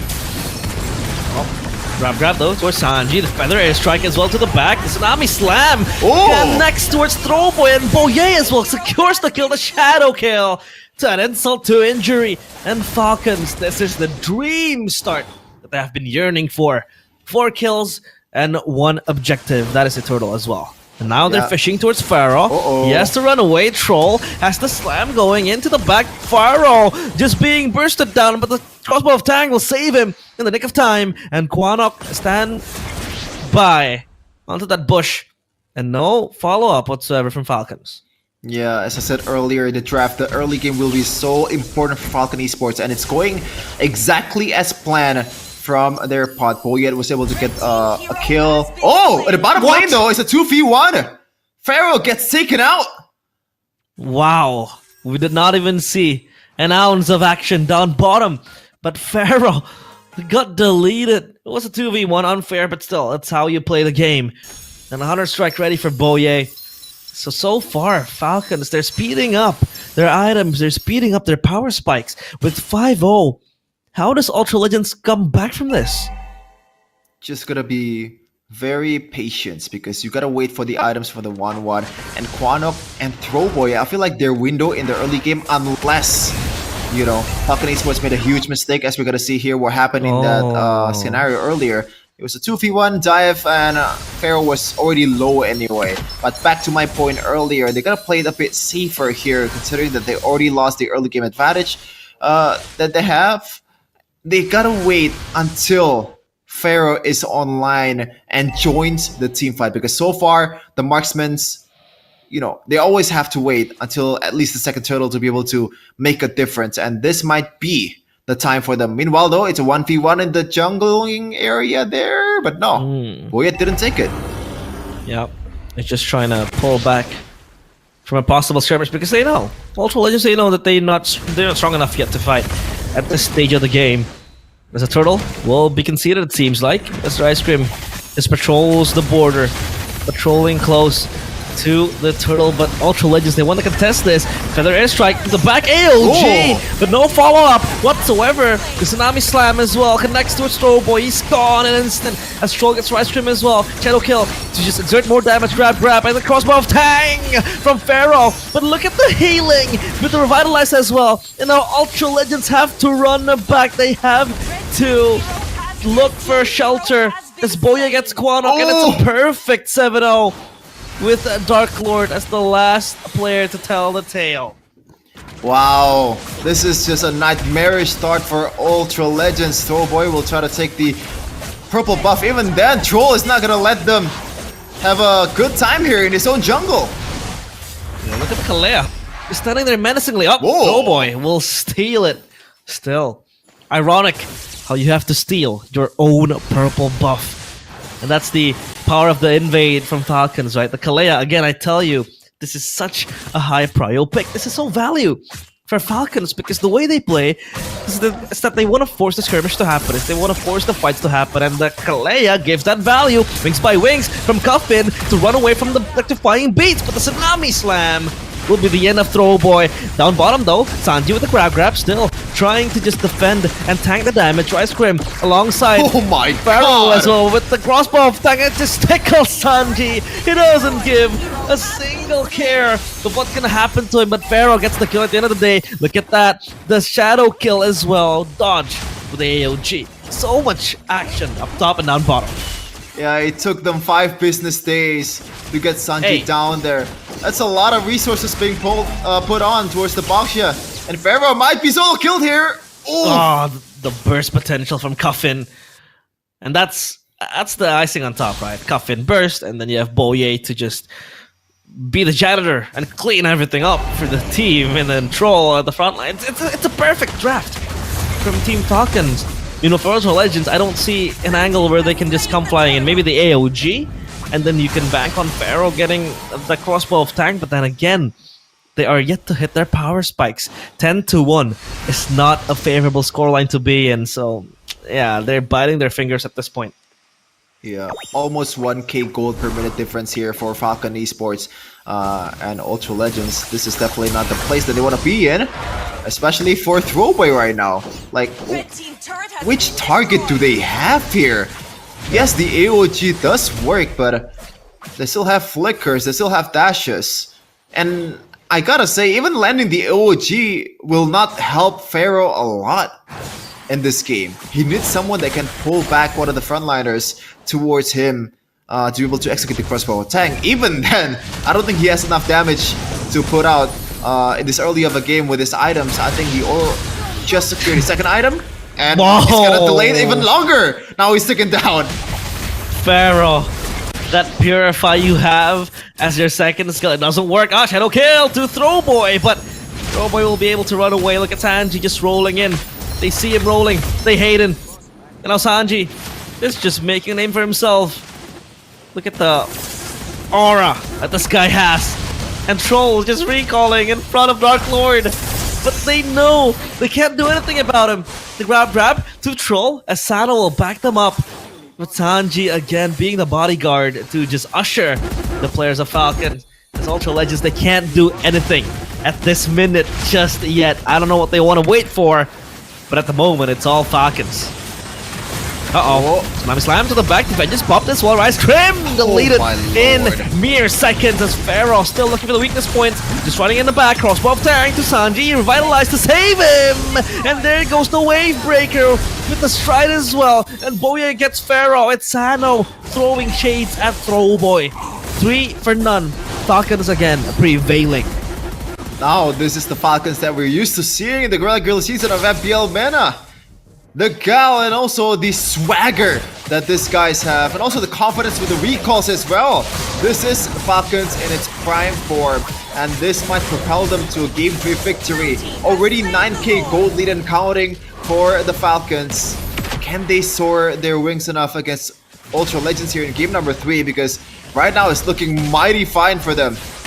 Man, it's just waiting for mistakes at this point for Ultra Legends. Oh, Tsunami Slam with the AOG. 2 slams. Crossbow of Tang will take down Troll, but not for Sano. He lives to see another day. But look at that. A wings by wings movement by Cuffin to catch Quanok, but Quanok will not get taken down. A premature cancel to the Feather Airstrike. That's all it takes to push Ultra Legends back. I do see an angle where they can really win the fight if Pharaoh gets to his items, and Throwboy might just look for what? The beats to connect. I think they have a solid chance, man. but Falcons is just not letting that happen at all. They're not letting anything happen at this point. Look at that, even Boye just diving again in the back. The Crimson Beacon will save Quanok for the meantime, but they get the tier 2 turret and the Lord marching on bottom.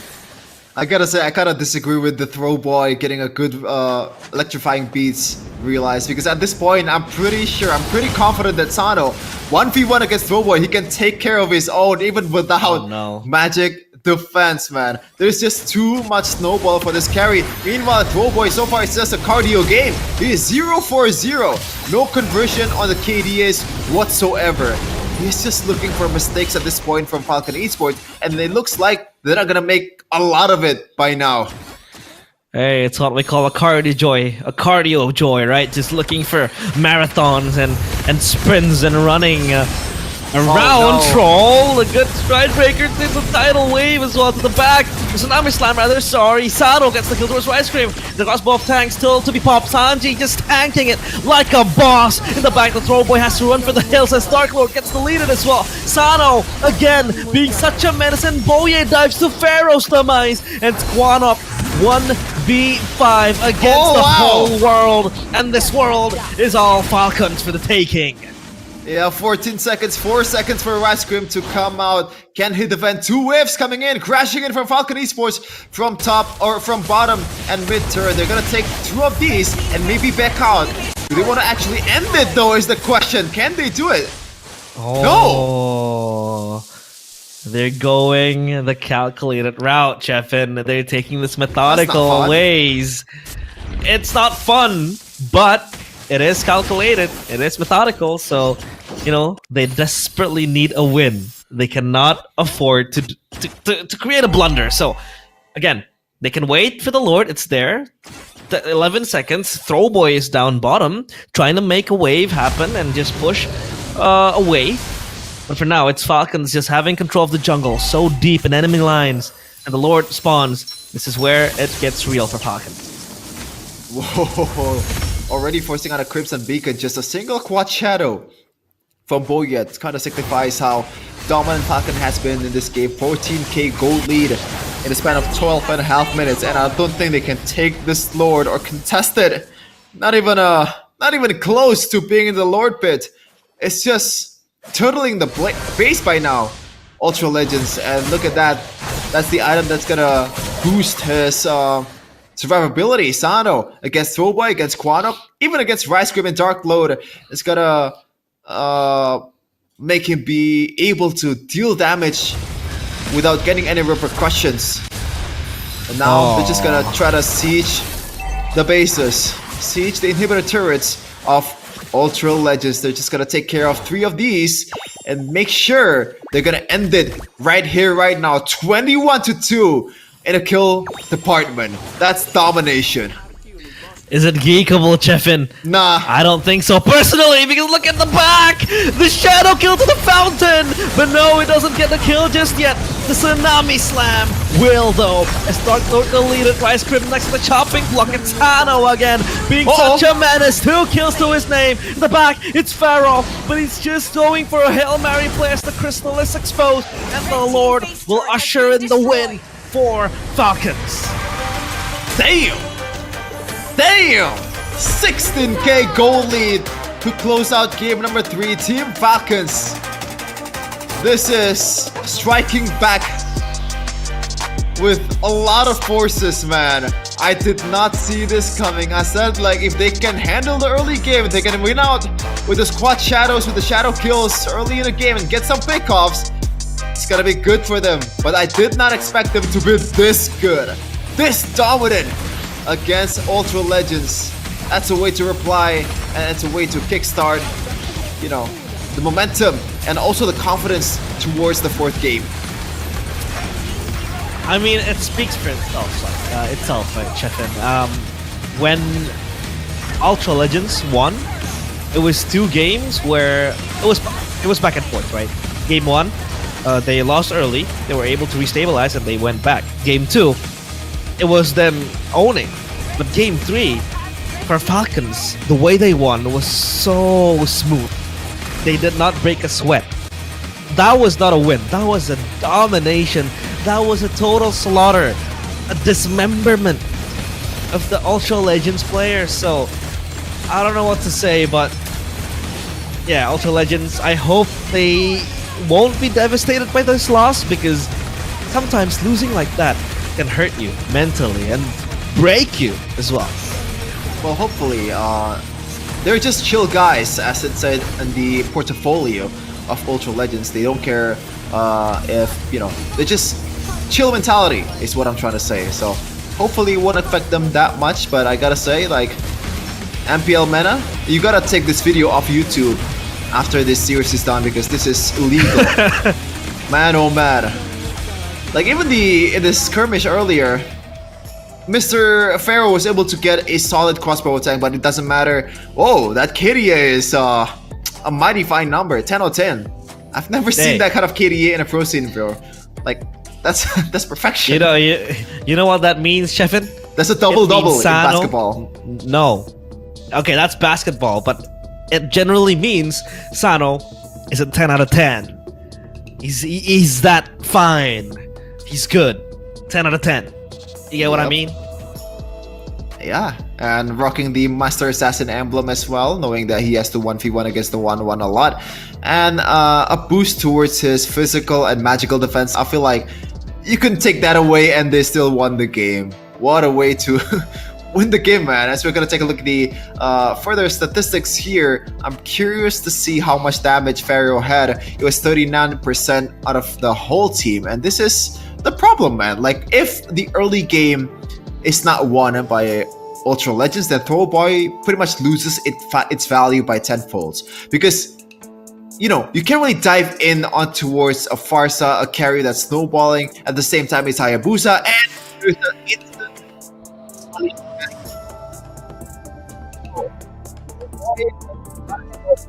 throw it out of the window in the mid game. Earlier, you can see the gold difference there from the jungler. 5k gold lead just from Boyet and Throwboy. That's just yikes, man. Well. I mean, this is the Falcons that we know, right? You said it. I mean, when they're dominating. This is a fully one-sided game happening from each side. I mean, it was hard as well for Ultra Legends to navigate through the team fight, right? When so much is being thrown at you, you got a Feather Airstrike coming in, and then you have Sakura just jumping in and just RKOing you, if you get what I mean. And then comes in the Baxia rolling in, and Ultra Legends, all they have to do is to just peel back.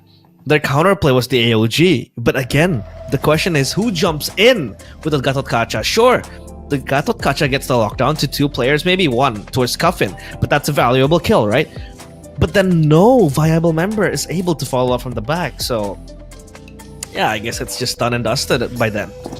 Yeah, I think for both of these teams, the strategy going forward is to somehow make the life easier for the frontliners, because it has been the case. Like, if you have an easier win con for your roamer and also EXP laner, I feel like you have the game in your hands, and especially Abaxia will propel you through a W, right? Because I believe throughout these 3 games, the one that picks Abaxia wins.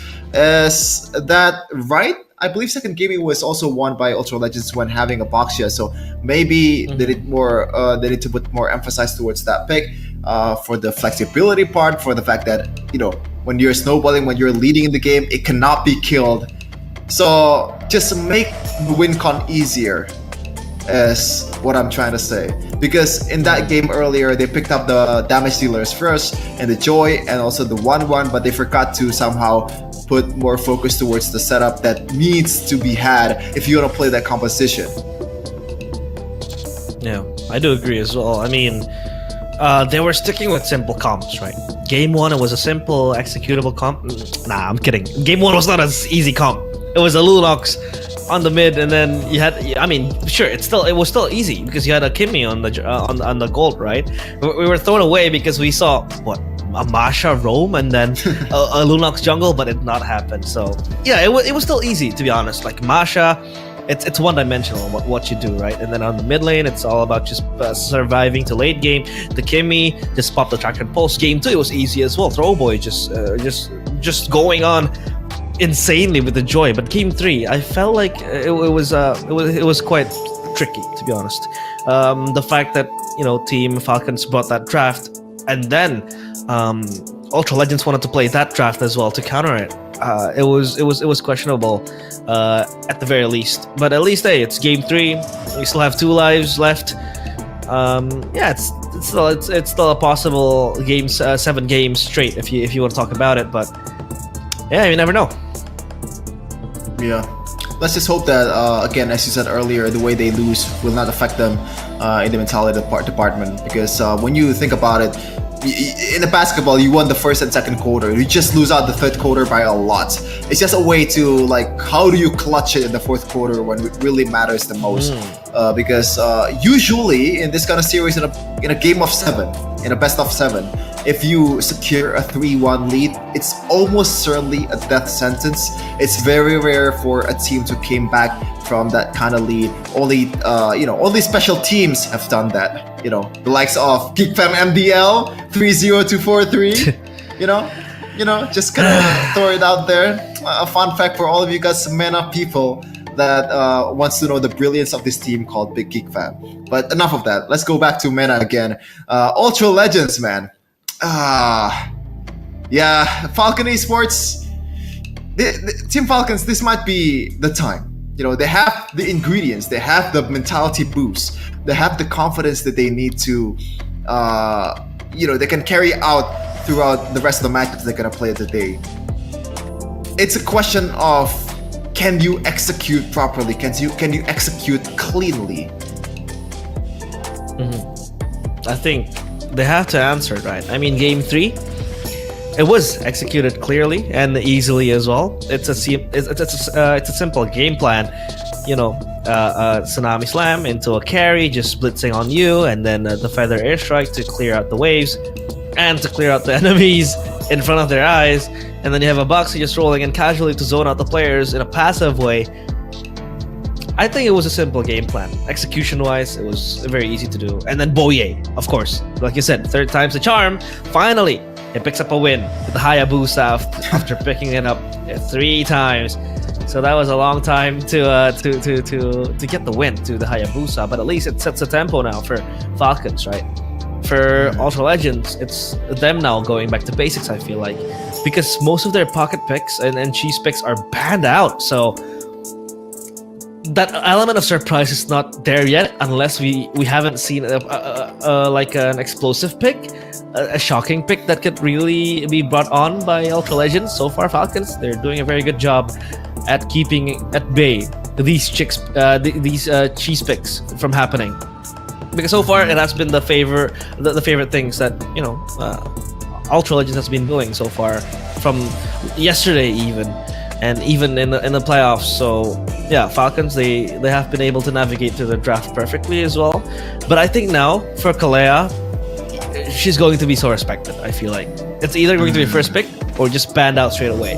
Game 1, no one took notice. Game 2, it brought good results for the players of Ultra Legends. Game 3, snatched away, and it also gave a win. Which, by the way, in those 2 games, the Kalea was a contributing factor to the win. So yeah, it's a possibility that can happen. Yeah, which brings me back to what happened in the draft in Game 3 earlier, as we're gonna take a look on what's gonna happen in Game number 4. The Luo Yi ban at the end of the ban for Ultra Legends was, I gotta say, is a bit questionable, especially once you secure the 1-1 and also the Jushin. It should be crystal clear that the main threat to this kind of composition is a Farsa, but they opted out to go and ban Coffin's Luo Yi, maybe out of respect of what Team Falcons was able to do in the regular season with the Luo Yi. But you gotta take a look at it from your, you gotta take a look at it from your own perspective, man. Like, what makes your team's job easier? And that's the absence of a Farsa. Hopefully in this game they realize that you gotta prioritize your own comfort, make your players comfortable instead of just banning the prios from the opposing team. Yeah, I mean, that's a good way to look at it, right? Comfortability is number 1. And Luo Yi banned out, obviously, derailing a possible macro approach from the players of Falcons. And now for Falcons, what do they want to pick up? Or what do they want to ban out, right? Kalea is a possible ban because it has been doing wonders in the past 2 games if they don't want it to fall into Ultra Legends' hands, because Rice Trim was doing well with it, but they still see the Baxia as being the most valuable ban in the last ban, so it makes sense. And now Ultra Legends can just go Kimmy, right? Yeah, Kimmy should be the priority here, unless you wanna play around something like a Fredrin right away, because it's the top 2 utility jungler right now is a Fredrin and a Boxia.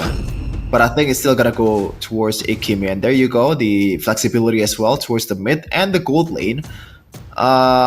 It's gonna be easier for Ultra Legends to set up the second phase of this draft. Now for Falcon Esports, do they want to pick up the Hayabusa right away again, or do they want to pick up something like a Farsa for themselves just to take care of this Kimi? That should be pretty much a nail in the coffin for countering the Kimi, but is that too much? Is that an overkill for a first pick Kimi? Yeah. And now they can also go the Kalea as well, right? Oh, yeah. They go the Chip and the Granger. Okay. So Chip, Granger, obviously early game presence is there.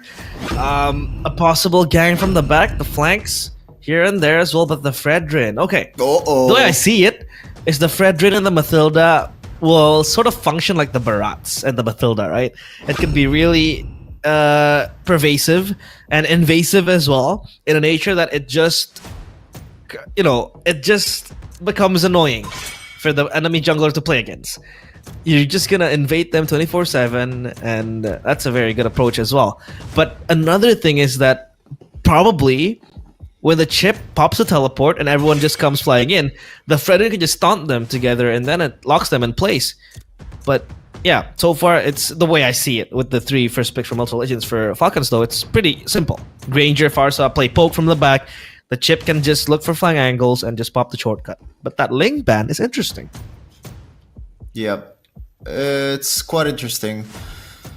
Because the options for... I'm trying to think of a jungler for Falcon Esports right now to match this tankiness of Ultra Legends. And maybe I get a bit too sidetracked on thinking that it has to be utility jungler, because they already have a solid damage dealers here in Farsa and also Granger. I was thinking about, like, how do you provide some setup? How do you provide some tankiness in the front line to peel for these two backliners? But maybe they want to go for the first game Ultra Legends route and just go full ham on the damage potential, as CC is getting banned for Ultra Legends. Maybe they're setting up something. No, they're just spending out the damage dealing EXP laters. Yeah. For them, because right now, from what we see in the first game, it's a Masha, right? So if they want to still go for that kind of template, then CC should be the option. Obvious. Suyo, wow! I just realized Suyo. that we didn't really we didn't consider Suyo at all throughout all these matches. Yeah, that's true. That's true. Underlooked, obviously, Sasuke. With the Suyo skin. Suyo with the Sasuke skin, excuse Benedetta? me. You haven't really seen that much Benedetta. From Ultra Legends, that could be a possibility. Again, you have access to the backline. The elective final blow will be annoying to play against when you're a Granger or a Farsa. But I think they need... Well, yeah, they still need damage again. A Phovius could still be a possibility. Or even a Glue, if they want to go for that route.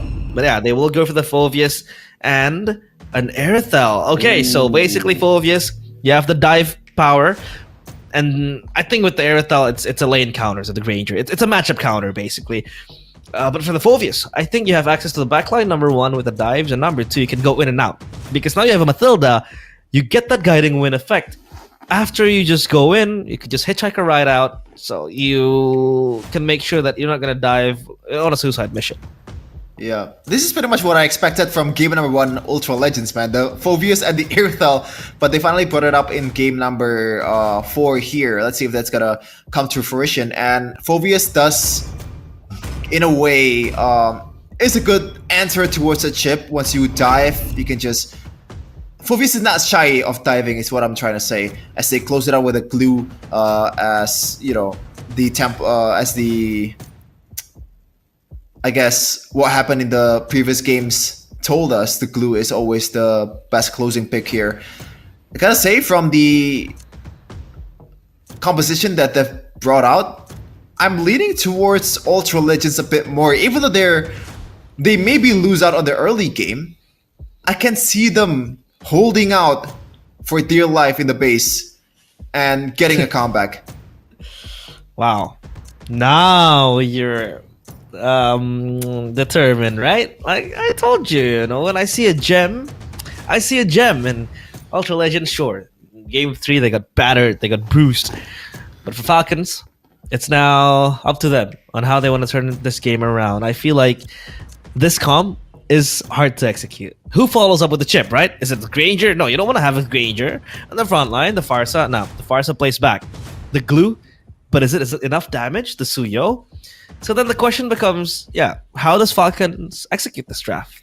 And I think it's much more simpler to play Ultra Legends' draft. It's just going to be them diving to the back with the Phovius, the Kimi with the setup again, this time on the hands of Quanok, the Aerithel, you know, doing Aerithel things, just scaling to the late game, getting the damage, getting the items, and just go ham.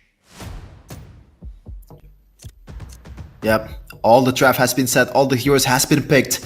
Now it depends on the actors on the stage to play the script. Who's gonna soar beyond limits here in game number 4? Does Falcons have what it takes to come back into the series and make it equal against Ultra Legends? We will see the answer in the Land of Dawn. And to the Land of Dawn we go, as we take a look at game number 4, the grand finals of MPL MENA Season 7. And it's Ultra Legends standing in the way of Falcons. Power of friendship continues to prevail for them, and now Falcons. But this composition, it's interesting to see how they will function in the early game. Obviously, for Ultra Legends, they have the power to invade early on. The Fredrin is strong, level 2 even, I'd say. The Mathilda is also there to back up. Cuffin solo! We'll pop the wings of wings by wings, and we'll escape unscathed. Scathed still.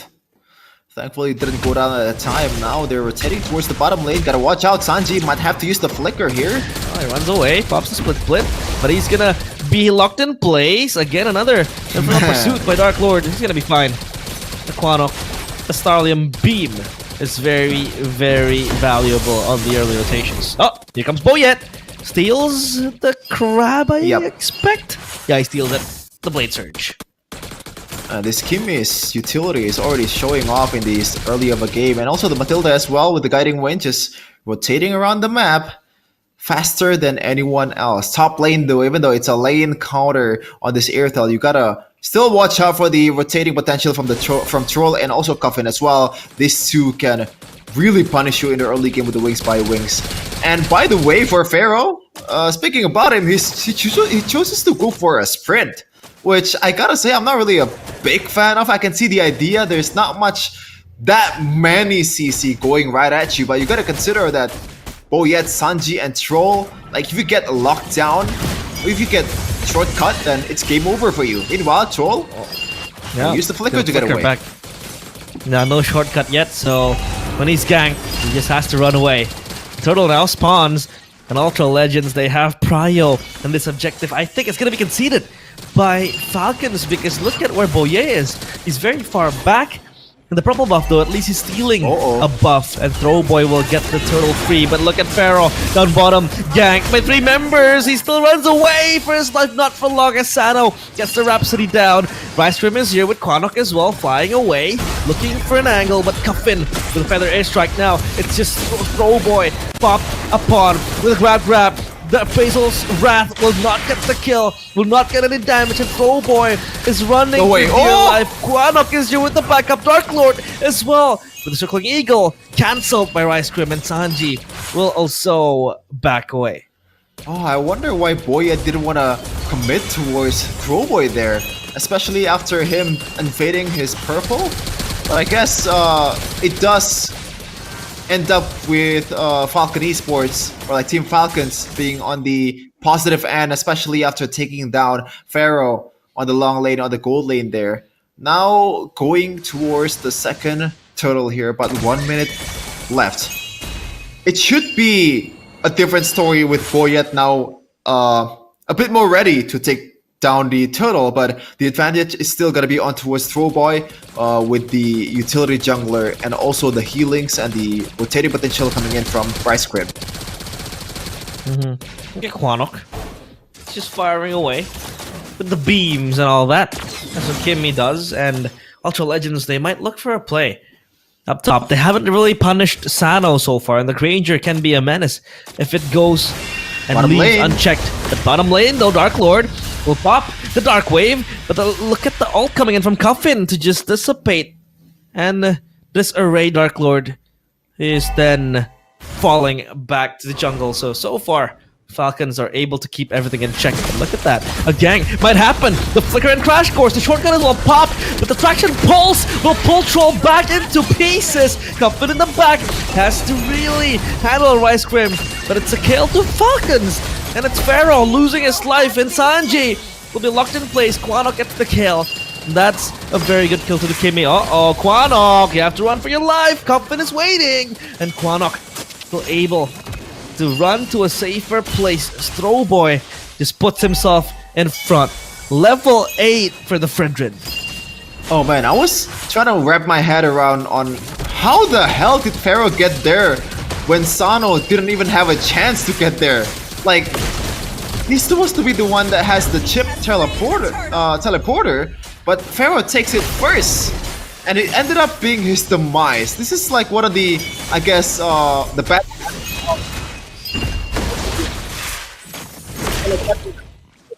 You don't really see the teleport before you try to use it, and that should be, you know, that should be the procedure of trying to use it.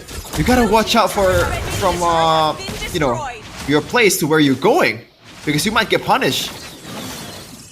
Yeah. And Asano has the Sky Piercer, so he's battle ready. He's ready to join the fights. He's ready to really get the stacks going on the Granger, and that's what a Granger needs, right? 80 stacks. is what he's looking for. But Sanji pops a split and just runs away from the top lane. So now look at Ultra Legends. They're moving in unison, just looking for ganks and plays to happen. 60 seconds to the turtle, so I think no contest is to happen as of yet. But on the mid lane, they're pushing it up. And look at Boyet, though. He's splitting up, and he's getting that bottom lane push all for himself. This purple buff is under pressure now, as Coffin pops the feather airstrike. The traction pulls Sanji onto inside, and in pieces he goes, and he crumbles, evaporates. Rice Cream gets the kill.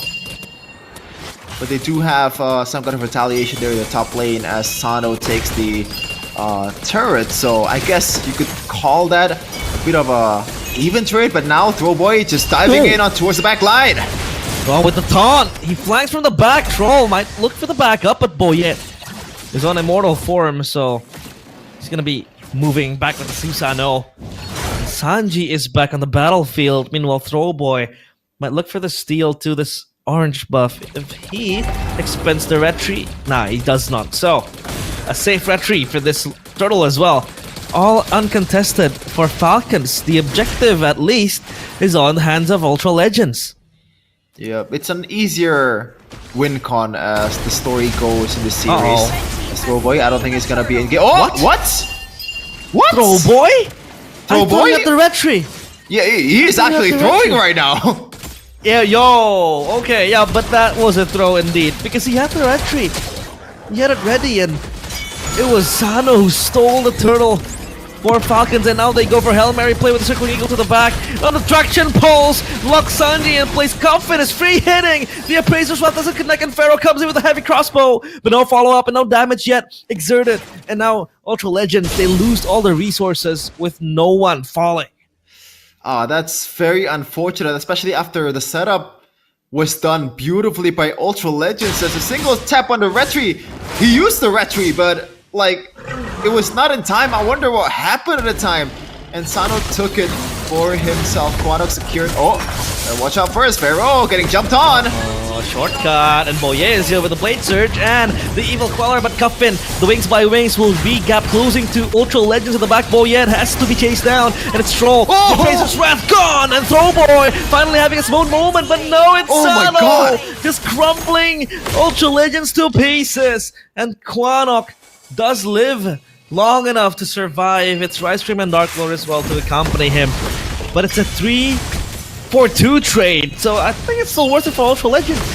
Yeah, I would be mad if I'm Falcon Esports or Team Falcons right now. I thought Stormtroopers are supposed to be useless and missing all his shots, but Quanok there, he is having himself a game. 2-0-2 so far, no deaths at all, and he might be the backbone, the damage dealer that Ultra Legends need right now instead of Pharaoh that's already 0-3.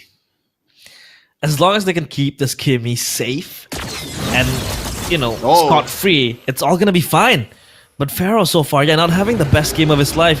The first two games, excuse me, was all both his stage. 2 MVPs back-to-back, but game 3, game 4, he hasn't been having a good game. So I think that happens to the best of us, but now Ultra Legends, they have to bank on something. Shortcut onto the bottom side again. Pharaoh just caught in no man's land. And now Falcons know that that's a target, and now they will run away. Sano pops the Rhapsody on towards the back. The Energy Eruption connects, and Sanji will be taken down. Not just yet, and Quanok will secure the kill. It's Pharaoh for Sanji. Obviously not a valuable trade. Pharaoh's got to lock in, man. That was a bit unnecessary, the way he goes back to the teleporter, to the shortcut there from the chip. Like, he could have just gone back and try to play it safe until his teammate comes. Instead, he wants to use his life to... I don't know what he's doing right now. Throwboy might be having himself a Lord unless we had to say something else. Shortcut. Ooh. The truck is supposed to go back. Coffin is still another evaporator. Oh yeah, the steal. Quanok will punish him for his sins, and now it's Ultra Legends on the chase. They will try to run down Falcons, but Falcons know that's all they need. That's all they get, and that Lord is enough for them to take refuge into their base. But no, they go back to the turrets and might just look for another re-aggressive angle. It's Throwboy looking to be run down by Sanji. Feather airstrike for Coffin to clear the wave, and no push and no harm to that tier 1 turret. Falcons holding themselves up quite well, and the skirmish might continue. But so far, it's Ultra Legends is still holding their ground.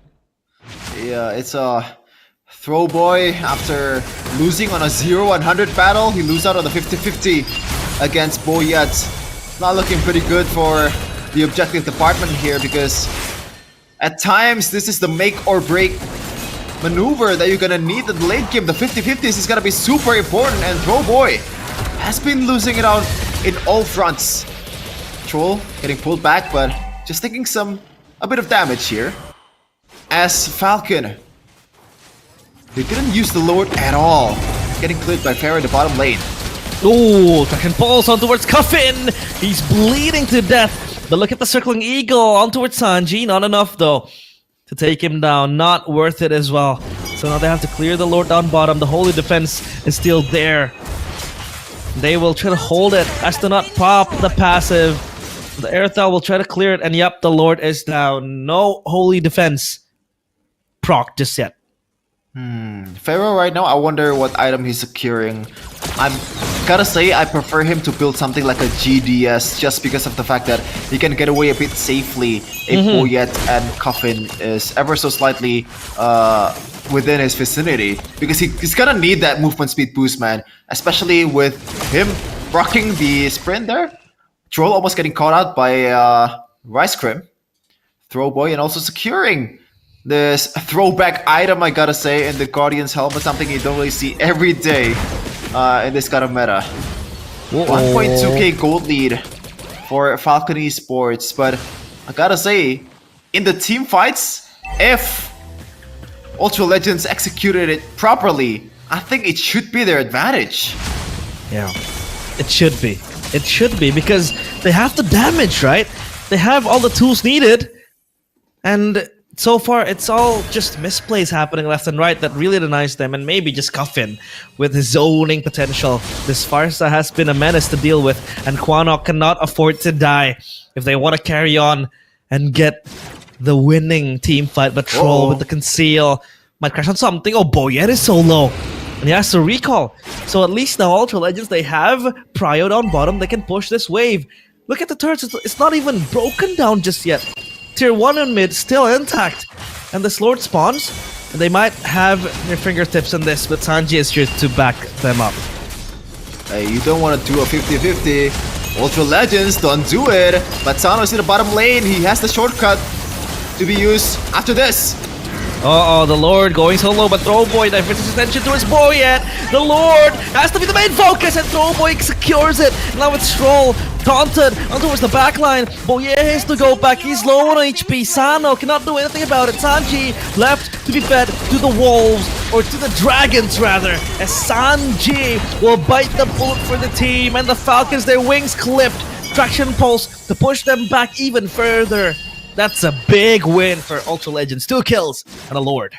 Yeah, as I said, they just gotta lock in, man. Sometimes the biggest adjustment that you could make is being more focused.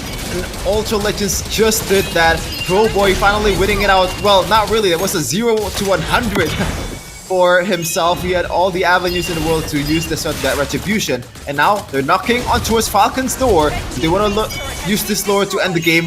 The answer is no. They're just gonna play it safe and take the turrets for themselves and wait for another opportunity. Look at Troll though. Look at Troll, look at He's Troll. eyeing for something here.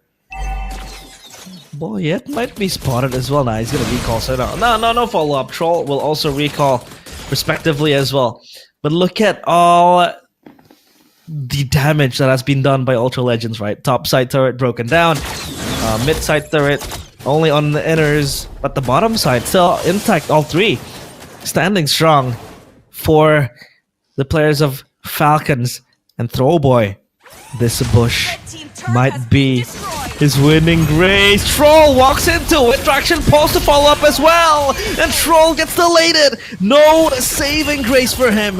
As now they open up the horizon with this bottom side turret broken. But look at Boyet up top, doing heavy work, heavy lifting to push the wave on towards the top side. But Dark Lord responds with one recall. And it's Throwboy again, just on the aggressive potential. Sanji will run back with a split. Throwboy again, on the move, on the hunt, and Sano will Push him back. Oh, traction pulse. Whoa, Sanji is so low. He's deleted. And again, Sanji is just a blob of glue in the eyes of Quanok. He's shredding him like Swiss cheese. What the hell was that damage from Quanok? 603. I'm curious on what item he secured. Maybe some genius one? At least a divine glaive for him to be able to shred down a glue? That does not make sense at all, man. And this is the late game potential that I mentioned about in the draft. I'm not worried at all if it's gonna take it, if the game's gonna take it to the late game, because Ultra Legends they have essentially 2 marksmen and a really solid peel in Dark Lord, Throwboy, and also Rice Grim. We're gonna take a look at the items here exactly. Divine Glaive, Genius One, Holy Crystal, and also a Feather of Heaven. Oh, gotta watch out! Pharaoh getting jumped on! Oh, shortcut, and Pharaoh has to run back. He has the heavy crossbow to run away, and it's Coffin stuck, gone, cut down. As now the Energy Eruption blocks 2 players in place. The taunt connects. Troll as well, just running for dear life. Throwboy taken down by Sano, but in the back, Falcons might turn around this. Pharaoh still with the grab having to be mounted by Sanji. It's just Sano and Sanji. The double S's will be deleted soon enough. Sanji has having to bite the bullet, having to bite the damage, but Pharaoh is so low, and Sanji will take him down. Look at the circle giggle as well. Sanji has to run back. Not enough damage yet, but Dark Lord will take him down, and Sano still goes out unscathed. The top side wave is pushing, and Ultra Legends not yet able to end this game. Despite a disastrous team fight coming in from Ultra Legends, they somehow, quote-unquote, come out on top in the health department. They were up two heroes against 1 from Falcon Esports. That should not have happened if Ultra Legends just stick together as a group. They have a Fredrin, they have all the pills in the world. So they should have used that in that team fight earlier. They just get separated when they shouldn't be. And now this is the time for them to lock in. Boyet has the shortcut from Troll, but Throwboy, can he actually use this to his advantage? Troll, flanking. Troll is flanking from the back. The shortcut will be popped, but look at that combo! The Appraiser's Wrath deals enough damage to just rile back Troll, and Boyet as well gone. Coffin deleted, the Lord marching in, and this might be the end angle for Ultra Legends. That's a Hail Mary pass coming in from Troll, but it got intercepted at the right time by Throwboy and crew. It's a 4v2 right now. Sano and Sanji being the 2 defenders of the Falcons' wings. Oh, no minions just yet. Sanji still holding in place. The Energy Eruption connects onto him, and now the grab will buy some time. It's on towards Rice Crim. He has to go back, but Sanji can't hold this for any longer. It's Sano against the world. 5 bullets for 5 heads, but it's the heads of 5 dragons roaring back to life, and they take match point. They take series point, 1 win away to MSC. As Falcons, their wings are clipped. They no longer take flight. Inches closer to MSC, inches closer to being crowned as the champion of Season 7 MPL MENA. The Dragons that came out of nowhere is here to make a statement against the mighty Falcons. Congratulations, but 1 more game to secure, to go all the way and prove the doubters that they belong here. As we're gonna take a look at the highlight here. Early game, Falcon Esports was actually, Team Falcons was actually really good at kind of like spotting the mistake and spotting the opportunities that presented by Ultra Legends, especially in that first turtle earlier. They were able to take the gold laner in the opposing side of the map while also take the purple buff, but they lost the plot and also the advantage that they don't have in the late game. When the opposing team have 2 marksmen and a solid healer and peeler in a Mathilda, it's super hard for you to somehow come back from this kind of situation. I mean, look at the damage, right? Quanok was just there standing, aura farming. And that was so disrespectful, the way he cuts Sanji, like hot knife through butter. It's insane. And again, the win con is there. As long as you can peel for your carries, as long as you can peel for the core players of Ultra Legends, it guarantees you a win in the team fights. Again, proven. Look at this. The way they were able to just I don't know how to say it. The way they were able to cut back on the players of Falcons, and this that was insane. Quanok was just playing with his food, and they were able to segment the players of Falcons into different groups, and finally just, you know, individually taking them down. Look at this, 3 separated members, and all just breaks loose for the players of Team Falcons. And their damage was there. Their damage was enough. Their damage was so good and so strong to take down the players of Falcons. And the fact that they have so much AoE as well with the Fraction Pulse, and then the Appraiser's Wrath was there. That combo won them the team fight. And that final push was just easy to do. Yep. Sano, valiant effort, but when you have a load and 4 guys going at you, it's pretty much impossible to defend the base. And now they're 1 game away, man.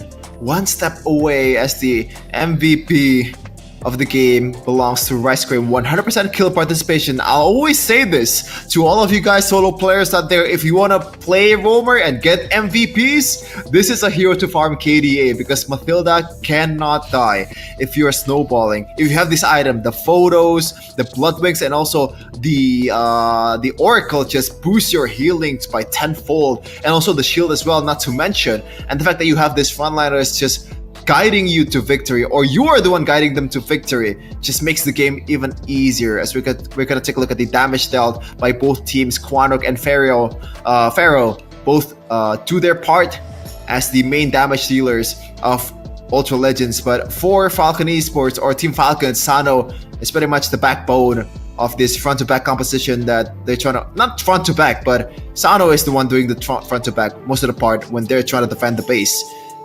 Man, oh man, it's a hard game for him. It was a hard game for him. It was a hard game for Pharaoh as well.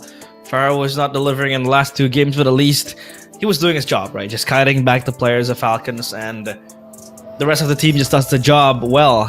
I mean, look at Quanok's build. It was quite different to what Pharaoh was building in the first game. He goes for the Genius Wand as opposed to the Sky Piercer previously. Feather of Heaven for extra sustainability. The Holy Crystal, obviously, just for more magic damage. And the Divine Glaive to penetrate the defenses of Falcons. And that Blood Wings, a defensive option as well, right? And for Falcons, I don't know. It felt like they had that game on their grasp because of a few blunders happening from Ultra Legends, right? There was a 50-50 blunder, there was a 100-0 blunder. A lot of blunders, but still, Ultra Legends, they managed to rise out from the ashes, and now they are 1 win away from MSC. Take a look at the gold graph here. It was until at least the 15-minute mark, it was Team Falcons' game until the items are being secured by the Irithel and also the Kimi. And mind you, the Kimi did not build the concentrated energy, probably because the fact that he already have Mathilda to kind of provide the healing and sustainability. And I gotta say, man, for Irithel, I gotta say, please pick the Purify. Please, just please, you know. Yes, the sprint is very useful to chase. It's very useful to get away too. But if you're not given the chance to get away, then what do you do? It's at least 2 kills are contributed from the fact that the Irithel does not have the Purify for the right time. More pro players have to do this, man. We've been saying this in MPL ID a lot. Mirko has been pretty much preaching for it. As we're gonna take a look at the heat map here for Rice Cream, pretty much all over the map. He's pretty much picking who to guide. Who do I want to rotate? Who do I want to help getting around the map? If he wants to get the gold lane even towards the turtle fight, that could be done by a single tap of a guiding wind from Mathilda. And, you know, early game, it's gotta be Throwboy, you know, just accompanying Rice Cream all over the place. You know, late game, you might want to switch out towards Kimi or the Irithel. You can never go wrong with this kind of pick, man. And maybe for game number 5, they want to ban something like a Mathilda and a Baxia both all together for Team Falcons. Yeah, but can we talk about the I think the chip pick as well, right? That chip pick was, I'd say, one-dimensional. It was straightforward. There wasn't really, I'd say, like a strategy. Sure, they had one, which was sending the Suyo far in the lane, and then they would pop the shortcut to have him hitchhike a ride to teleport to the fight. That was one way, but there wasn't really an element of surprise with the chip, right? Sure, I commend Troll for doing a few things that was able to open up flank angles, but it wasn't just delivered in the right way. And the fact that every time he pops a shortcut, there isn't a single strong member that can just jump into the fight and just become ready to fight, right? I mean, you don't want to have a Granger to go into the shortcut and just come in guns blazing. He's gonna die. He's gonna get squished. Do you want the Farsa to do that? No, the Farsa has to play back. The Farsa has to just, poke for the team in the back with the feather airstrike. That worked well for Cuffin. So then who goes in with the Suyo? Not the strongest member, and that raises the questions, right? So I think if they really wanted to have that shortcut availability, they really had to pick a few heroes that I think are battle ready to just jump into the shortcut and just join the fight. I mean, pick a strong XP. Maybe Phoveus would have done them better, but yeah, it was taken away by Ultra Legends. So I think that chip pick was in vain, unluckily. And also has to do with the fact that they responded to the chip pick quite beautifully. The fact that you have a chip in your in the opposing side, you already have a Kimmy, then you supply the Kimmy with the right peel in Mathilda and also Fredrin. I think that was kind of like, in a way, end all. Oh, this chip is gonna be having a really hard time. Even just because of these two picks, the Mathilda and also the Fredrin, and supplied with the Phoveus also. I think that's just like match made in heaven just to respond the pick or like the shortcut from the chip. Like, not only that, those picks alone, those composition alone, is already really strong in the team fight. We might go back to season 14 of MPL Indonesia, where Phoveus Mathilda was the meta, was the like 100% win rate combo in that time period. Even season 11, Fredrin Mathilda was the death sentence of a combo towards the opposing side. So you can't really go wrong with this kind of picks. It just brings you to a really easy win condition. Most of the time in the team fight, you can play the long lane too, because you have Mathilda to get you around the map. That safety net, if you overextend just a bit slightly, you could be bailed out from the death. And that's why I think Rice Cream just deserved that MVP. Yeah, I think it's insane what has happened in the last 4 games. And now obviously Ultra Legends, they're 1 win away from getting that MSC spot, right? Not only that, but winning MPL MENA Season 7 and finally cementing themselves as probably one of the upcoming legends. Because again, we cannot stop the narrative that they have been a team that was formed through bonds, formed through friendship, without proper org backing them, without a proper, I say, coaching staff that other organizations have been able to provide for their players, but they're still able to ball around like a boss and just stomp on the enemy. So yeah, a 4-1 win would surely be an insane feat for them, but MSC is just a grasp away, it feels like. But we still have a few more games to go. If this does go to a game 6, or to a game 7 even possibly, Falcons, they're not out of it just yet. I can see their ideas slowly but surely implemented in the drafting phase in their compositions. But so far, it feels like Ultra Legends, if they're really hitting it, they out macro you, they out mechanic you.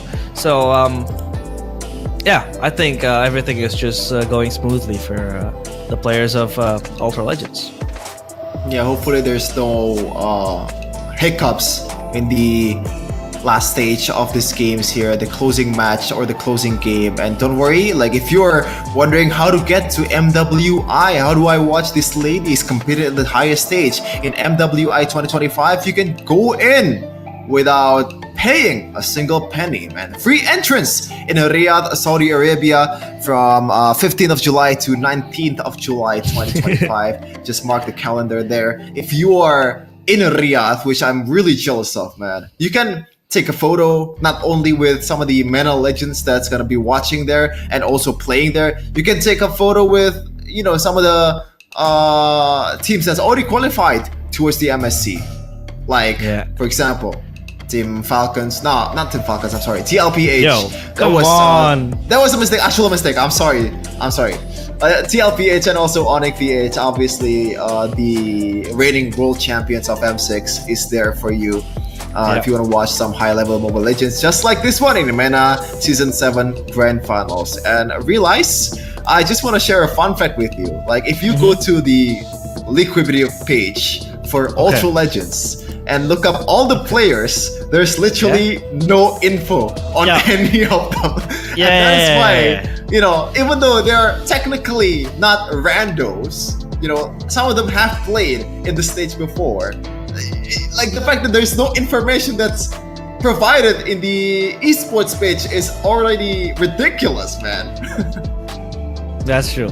I mean, I was doing a bit of a study yesterday, right, to prepare myself for MPL MENA, and I was looking up Ultra Legends, and I went to the Wikipedia page, and none of the players showed up. Like, they had no profile.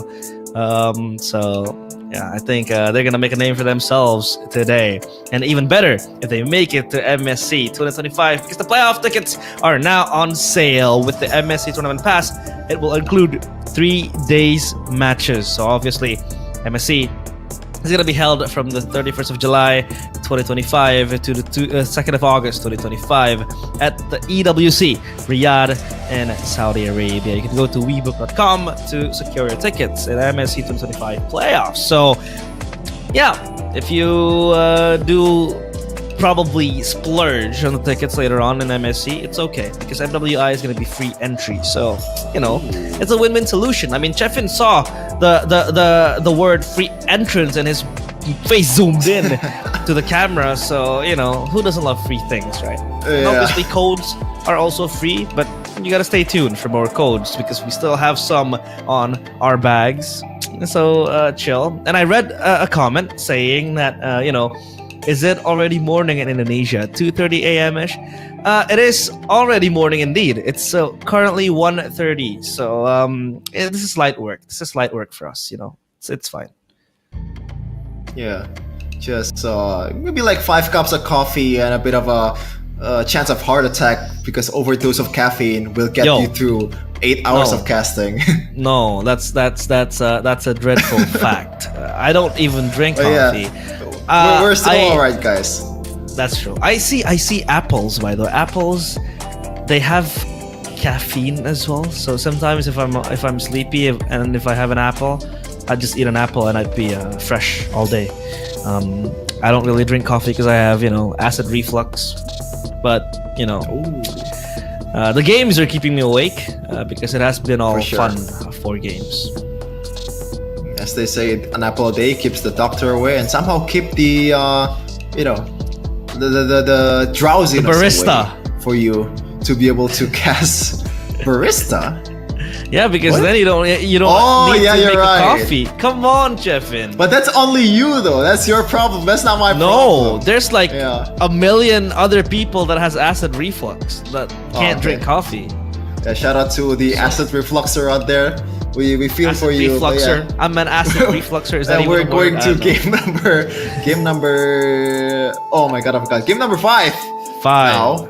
It's already 1:30 a.m. in Indonesia right now, but we're still going pretty fine, especially if we're gonna see the potential closing match here against Ultra Legends, for Ultra Legends against Team Falcons, because this should be, you know, right up there in the MENA history books, right? Because this is something that we don't really see in the start of the season. A team that literally has no history, a team that's just made very recently, going up against this huge org. I mean, you can see Falcons Vega, you can see you know, Team Falcons in Philippines. Now we have Team Falcons 2 in or at least the original Team Falcons here in the MENA region fighting it out.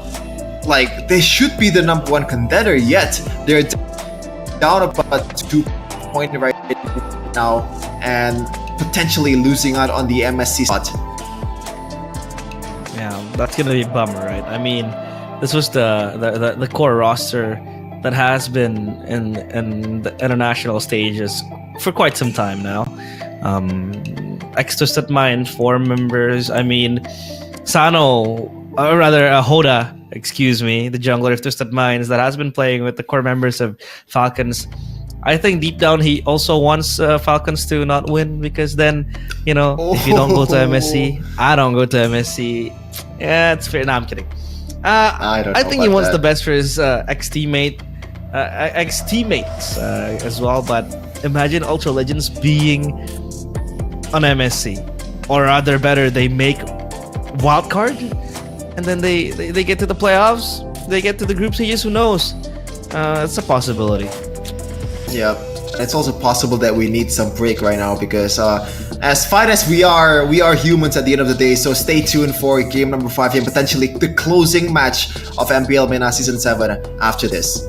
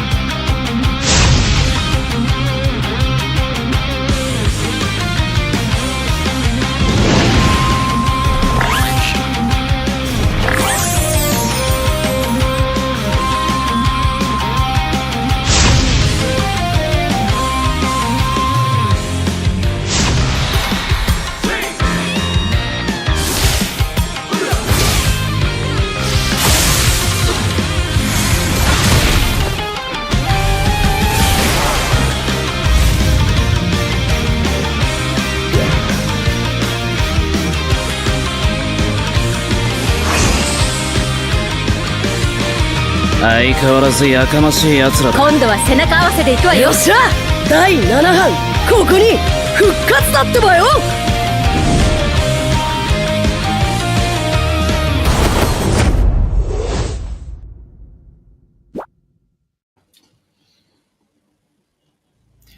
What's good, my dudes? Back again with Shafin and Realize in Grand Finals of MPL MENA Season 7. And now Team Falcons is down 3-1.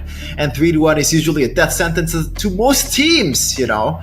Only special ones can do it. I'm not gonna shout out my team, Geek Fam, again, but you know what I mean. It is, the odds are against them.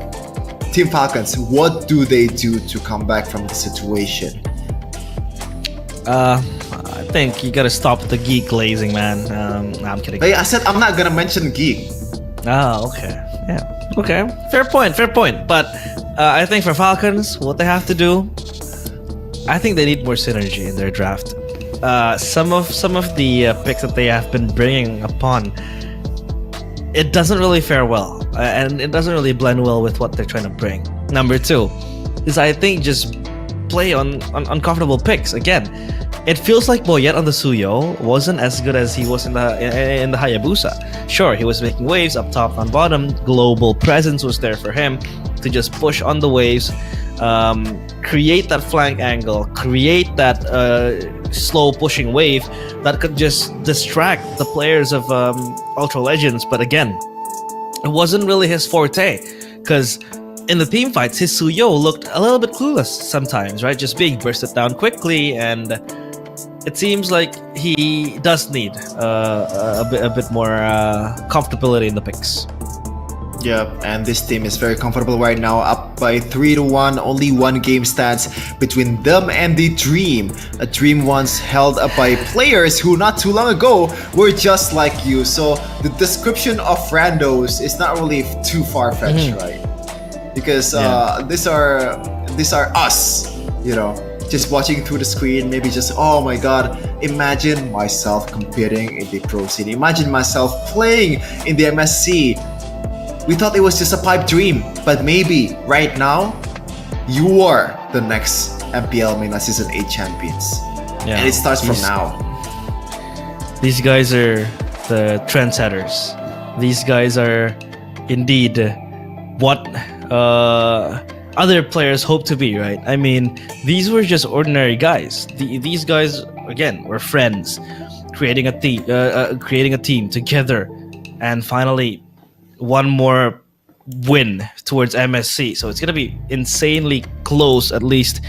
But if Ultra Legends does make it to MSC, man, I think that's gonna set a new standard for the up-and-coming rookies to really come into MPL MENA later on. And we might see the uprising in other teams as well, just competing. They approach their debut with a for-fun approach, not fearing losing, and look at them now. They've been learning a lot, they've been improving, sure, hiccups here and there, but it's fixable. So, yeah, I think so far, what Ultra Legends are trying to do is indeed historic.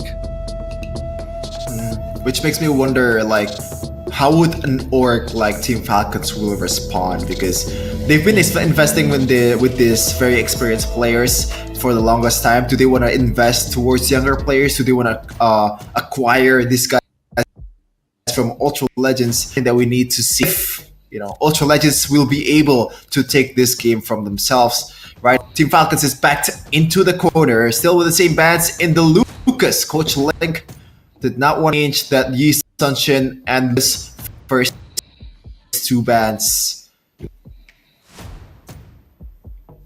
Yeah. And now look at this. The Joy taken out. And the Yi Sunshin again, still respected like you said. Obviously the Lucas.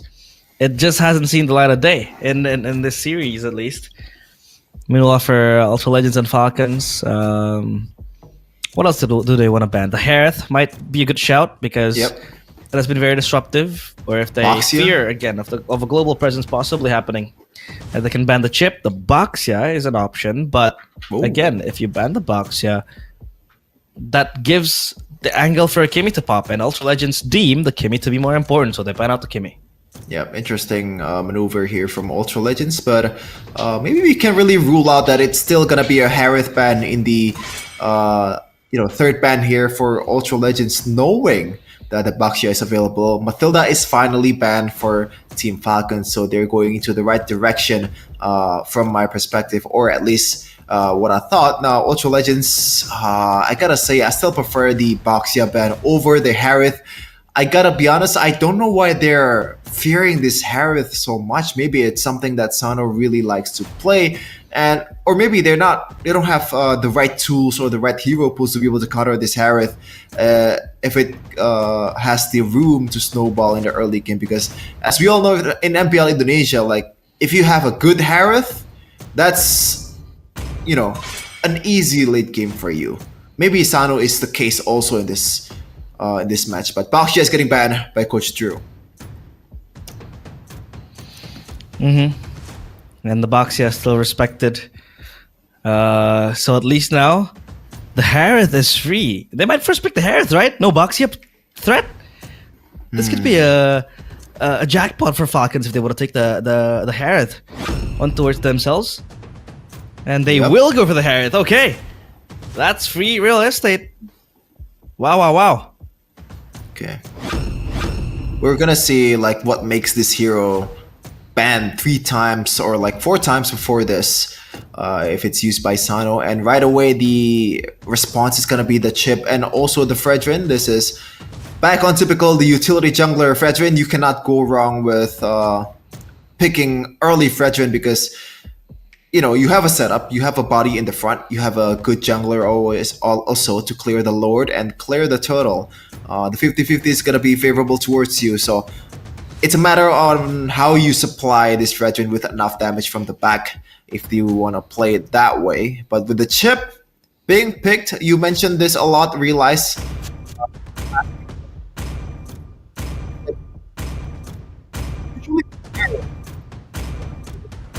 but they don't have the luxury to pick it as Falcon already is on the case. It's gonna be the Hayabusa again for Boyets and a Kalea to respond.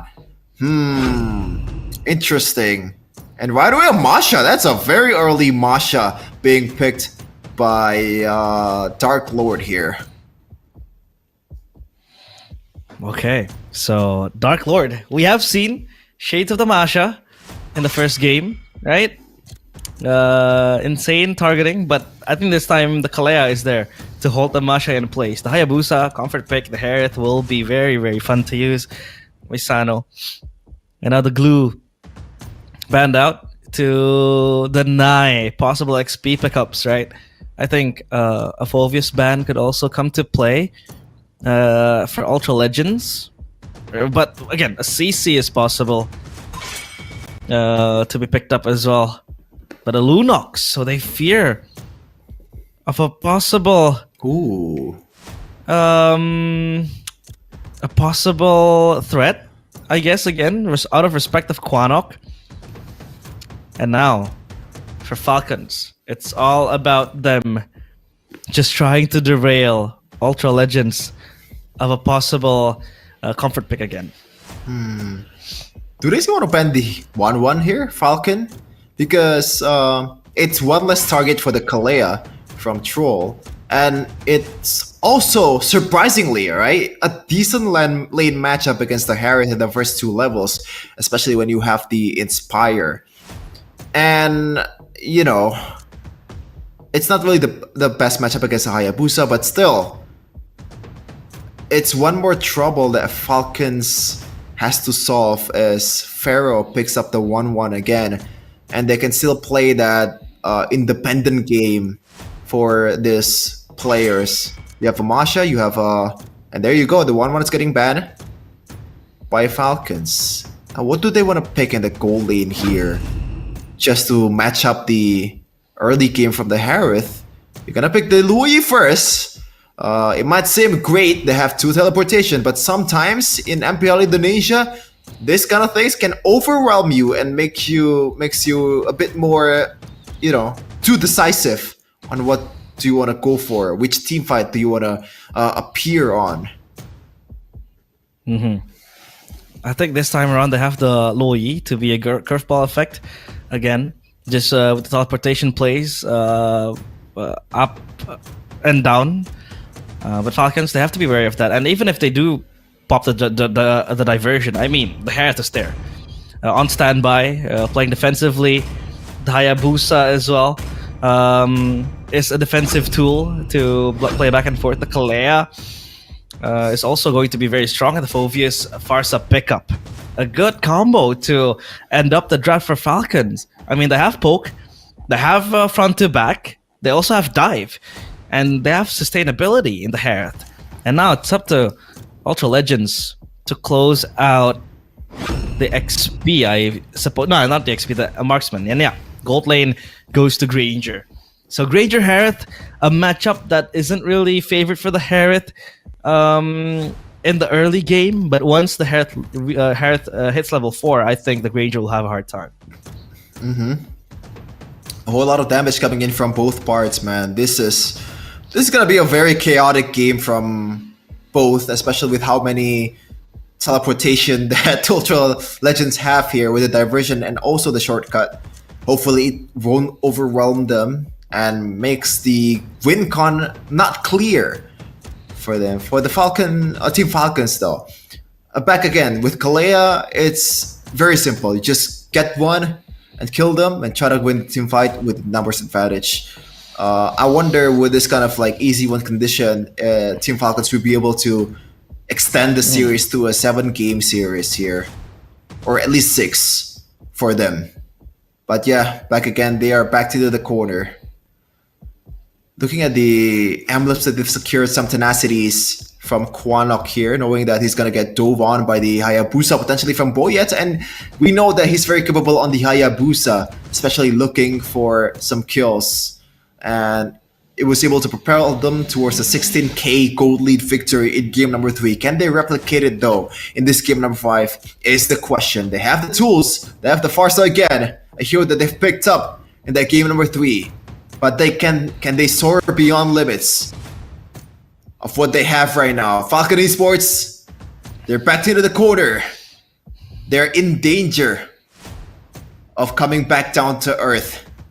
Will they be able to extend the series against Ultra Legends? We'll have the answer right here in the Land of Dawn. The Land of Dawn will be the witness of whether Ultra Legends will go down in history, or will it be witness of the Falcons soaring high again, spreading out their wings and becoming the representative of MENA in MSC 2025. Ultra Legends 1 game away of getting the ticket to Riyadh.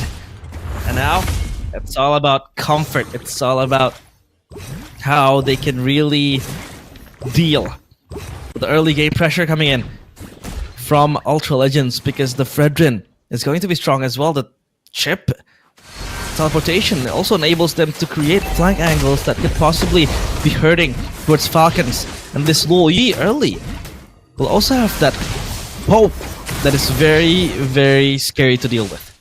Yeah, Little Wonder taken by Team Falcons there. It's gonna be interesting to see what's gonna be the interaction here in the top lane for the XP lanes. Boy getting dove on and stole a small camp there to late early level 4 for Throwboy. So good job coming in from Troll and Coffin to just put some pressure on towards Throwboy. Dark Lord again with the Swift Boots. Man, like, again, I mentioned this earlier, you don't see this on Marksman that needs attack speed, but Dark Lord just says, who cares, man, I need those.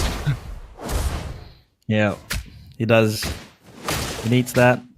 And I think it also enables him to move quickly as well around the map and have that extra, dispel. And now, for Ultra Legends, that lethal ignition on the Masha. So the Masha wants extra damage, and that's a very greedy emblem to have. But as a Masha that wants damage, that is justified. There's a Rice Rim getting ganked already. Oh, this Throwboy still too tanky to be taken down. Sanji burns his flicker, and now Dark Lord is close by. Cockpin with the feather airstrike with Boyet again, becoming Mr. Retribution, as now Quanok comes in to help and back the team up. Sanji so low, Troll biting the bullet and biting the dust as well. Sanji will get taken down by Dark Lord, and it's a 1-for-1 trade, a 1-for-2 trade, but a turtle for the hands of Falcons. Yeah, if you're a Luoyi, your opposing team clumping up. Even Quanok just being there. Oh, gotta watch out first. Dark Lord in trouble. Taken down. Ice cream though. Shortcut. Shortcut, and he gets Boyet in the process. So Boyet is gone, and Dark Lord as well will teleport back to the top lane. And now, another airstrike with the Tsunami Slam, a good combo!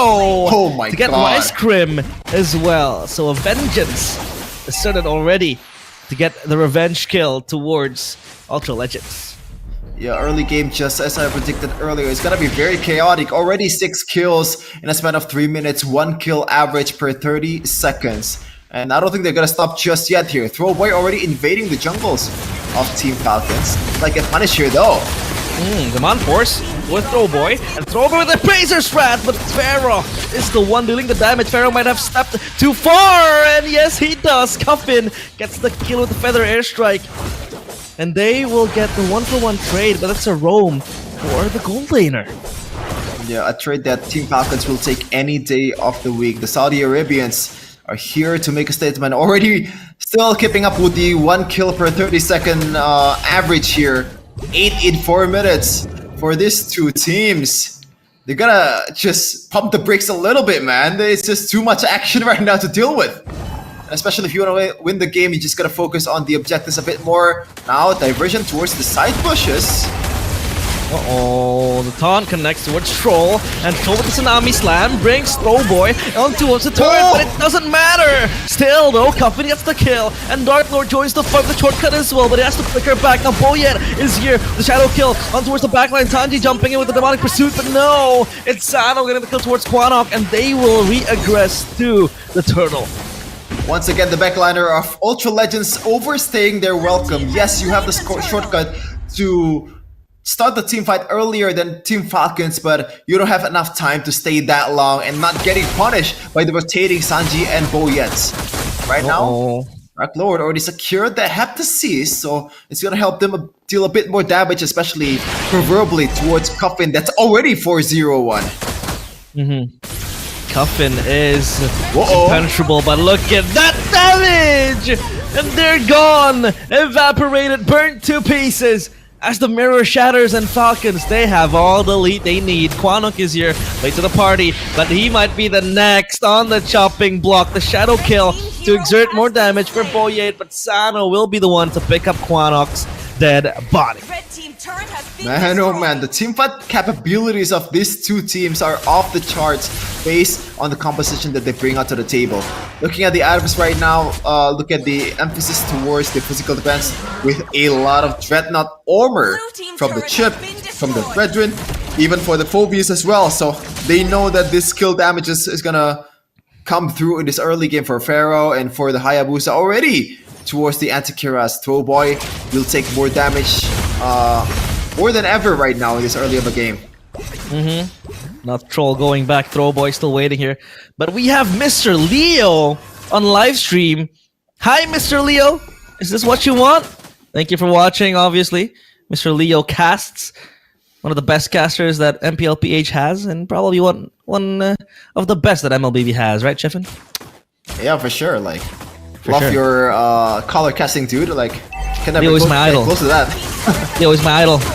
And now Throwboy is indeed Ultra Legends idol, and now shortcut will be popped. They will fight up top. Dark Lord will rush into Sano. Deleted. The Zaman Force won't save him. It's Sanji in the back, just jumping in around Troll. Not yet with the Tsunami Slam. He still saves it for later, but Ice Cream gets Sanji, and now Turtle chased upon by Ultra Legends. Troll still wandering in the jungle. That will be what could propel Ultra Legends into a better state of the early game. Troll, Tsunami Slam. That's Ice Cream in too deep. He will flicker back and still be alive. The Feather Airstrike won't take him down, so it's only a spell burn Oh, they're not stopping just yet. Quad Shadow towards Pharaoh, but he's not gonna take it towards the Ogi Shadow Kill diversion towards that bush. Uh-oh. No one takes it. Do they want to wait here for Boyet? No. Still staying to take the orange buff though. Wow. Now throw boy. Oh, it's a little damage from the Appraiser's Wrath. But still, orange buff secured, and they have a bot push, a bot wave pushing. Meanwhile, up top, look at the Masha, just able to maintain that tier 1 turret still standing. And now for Ultra Legends, it's all about grouping up, right? They have the power to fight at this point. I mean, the Granger has 2 kills. Quanok still already has the Enchanted Talisman to go. And also, Boyet up top, Shadow Kill, not even able to scratch Dark Lord. Shortcut for the diversion as well. They're gonna try to fight back, but Pharaoh is stuck in no man's land! Thankfully, with the Purify, he's able to dispel that. And now, it's Sanji stuck in the middle of the fight as they will try to pull back. No need of commitment happening. A lot of teleportations happening all around the map here for Ultra Legends, and now one force, no boy, caught, but Pharaoh will get troll. As Pharaoh also claims the Sea Halberd will want to have that extra healing reduction. Yep. Looking at the economy and also the gold lead here, you can see some disparity on the jungle and also the as expected. You have Hayabusa and also on its own, on her own, just soloing in the long lane, and the fact that he has or she has the diversion and the shortcut will make her job much more easier here. Mai Shiranui have all the avenues in the world to take this turret and not being punished. Whoa. Tsunami Slam! Quanok deleted! Shortcut to the back, and Troll will have to eat the Appraiser's Wrath. Dark Lord has cuffed to his name, and Throwboy will exert his damage forward. Sano pops him on, forced to play safely, but it's Boyet still over ambitious again. But look at that Dark Lord. He has only one man in his death note, and that man is Cuffin. As now they stare at the Lord. This is a possible Lord in the hands of Ultra Legend. Yep. This is getting hard for Boyet right now. He has the angle though, but right now he's 30% down. Oh no! Sano is past tense, and Boyet will have to watch his teammate die, but they reaggress. It goes Boyet. Tsunami Slam as well for Rice Crim to the back, and Boyet will get Rice Crim. That's a chip gone, but they still have 4 strong members here ready to fight. But at least for now, they will try to shoo away from the Lord as they send Dark Lord up top, try to push the wave again, restabilize that. And now, the Lord will try to respawn, reset again. Feather Airstrike to clear the wave and push Quanok back. But as of now, it's all a momentary lull. Man, MPL MENA is looking to take the crown of Brawl server here from MPL Indonesia. I'm a bit threatened right now. Already 12 and 12 in 11-minute mark. Once again, still keeping up with the 1 kill per 30-second average, just like my rank games here. Already half HP from the Lord. Can Boyet gets in and take this one from Throwboy? Oh, Troll with the Tsunami Slam! It's Pharaoh to secure the Lord, and Pharaoh with the kill as well. Dark Lord will get Cuffin. Look at them. They're blitzing this. They're rushing into the back. No flank angle to be opened, but at least they get the Lord. They get 2 kills, even 3 kills. Only Throwboy gone, but Tano is rushed down by a woman with 2 fists from Northern Vale. And it's all but sure that Ultra Legends will open the base for themselves. The Holy Defense will pop though. They will be pushed back, and this might come to a halt. But Boyet is there to stand strong for his team. Look, this is looking really fine for Ultra Legends right now. They have 5k gold lead, and they can just pretty much erase all this base, all these turrets from Ultra Legends' hand. I don't think it's gonna take anyone. Even though Boyet actually takes a lot of beating from the hands of Dark Lord. Wow. Again, Desperation shadow kill. But look at Rice Cream, he has the shortcut, they will jump in and just brawl at you. Pero gets the kill super troll, and that's a Sky Piercer popped as well. Dark Lord getting Sanji, it's Sano screaming in pain. Agony is in their eyes as Falcons, they will get their wings clipped. It's the Dragons, it's Ultra Legends roaring to life and roaring to MSC. 5 randoms making a name for themselves, and history etched for the players of Ultra Legends. Your champions of MPL MENA Season 7, and welcome to MSC 2025. The ultimate Cinderella story from this actual Ultra Legends. Congratulations once again! You have soared beyond your limits. MPL MENA Season 7 champion against the mighty Team Falcons. They have done it, and they've etched their names to the history books of the MENA region. No, in Mobile Legends history. Wow. Wow. A band of friends, a group of friends sharing the same connection through a bond in the land of Dawn. They were no-namers before this. They made their debut in MPL MENA Season 7 this season, but they made it through. They pushed all the way into the grand finals, taking down one of the giants of the MENA region. The Falcons, known for soaring high. Only one team that was able to cut off their wings, and that team is Ultra Legends. But what is bigger than a Falcon? A dragon. An Ultra Legends dragon. Congratulations. My goodness, I did not expect it to end the way it did. You expected 4-0 realize. That's true. Falcons took one from Ultra Legends, but that was mad. Imagine being in their place, the euphoria, the relief that you got, and also this sense of being being underestimated, being doubted by everybody, and proving them wrong. Ultra Legends, this is your story. This is your book. And the script is amazing. Looking at the game highlights earlier, early game was kinda rough for both teams. It was left and right. Both being traded. It was 1 kill on average of 30 seconds for both teams. There were a lot of overextension that they should fix if they're gonna make a noise in the grand stage of MSC. But overall, this is a victory to be celebrated. They're not gonna sleep tonight. I mean, look at the composition again, right? They have a Luoyi, they have a Chip. Again, sometimes the consensus is that if you have way too many global presence, it makes you overwhelmed. You become overwhelmed by the sheer presence of teleportation left and right, up and down. But I think for Ultra Legends, they were able to time it perfectly. They used the diversion to send Dark Lord up top to clear the waves, get a split push, get a segue play going on, and then you can rejoin with a shortcut. And multiple times, Dark Lord on this Masha is insane. Look at his targeting. He's only focused on Coffin. He's only focused on getting Sano. He solo killed Sano in that instance. Sano was equipped with the Zaman Force, but still he pushes on through. He doesn't give a single damn. And that last push was so satisfying for Ultra Legends. Look at them just recalling in the base. They didn't give a single damn.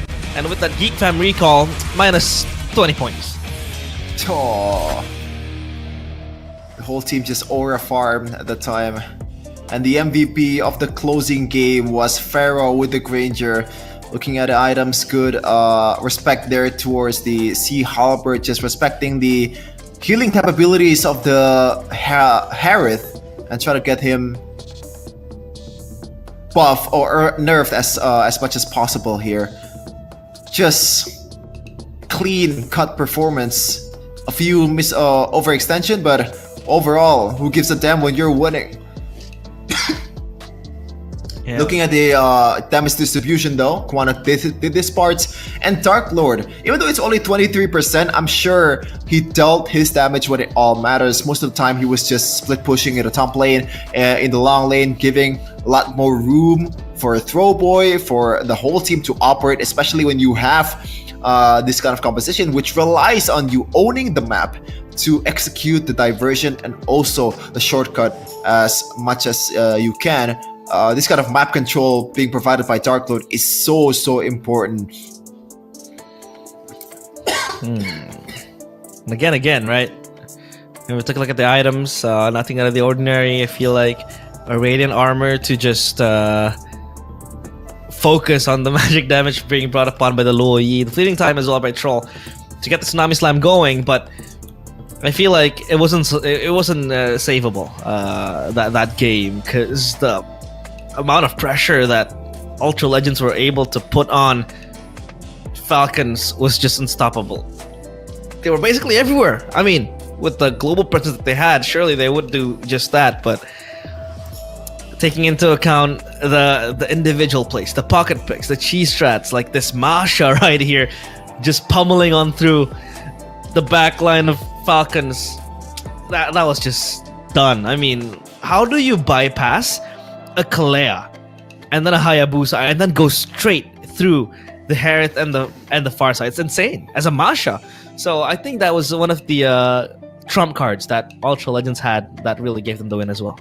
Yeah, the thing is, when you're using Masha, when your HP bar is depleted, you get this kind of anti-CC, so you don't get CC'd anymore once you're getting executed by the Tsunami Slam. Hence, you know, you didn't get targeted at all by the Kalea, which makes sense for Team Falcons because they have better targets to approach for, and this is one of the guys, Pharaoh. Fortunately though, he rocked the Purify, so he's less vulnerable to the engages coming in from the opposing team, except for the Hayabusa. But yeah, once again, congratulations for Ultra Legends.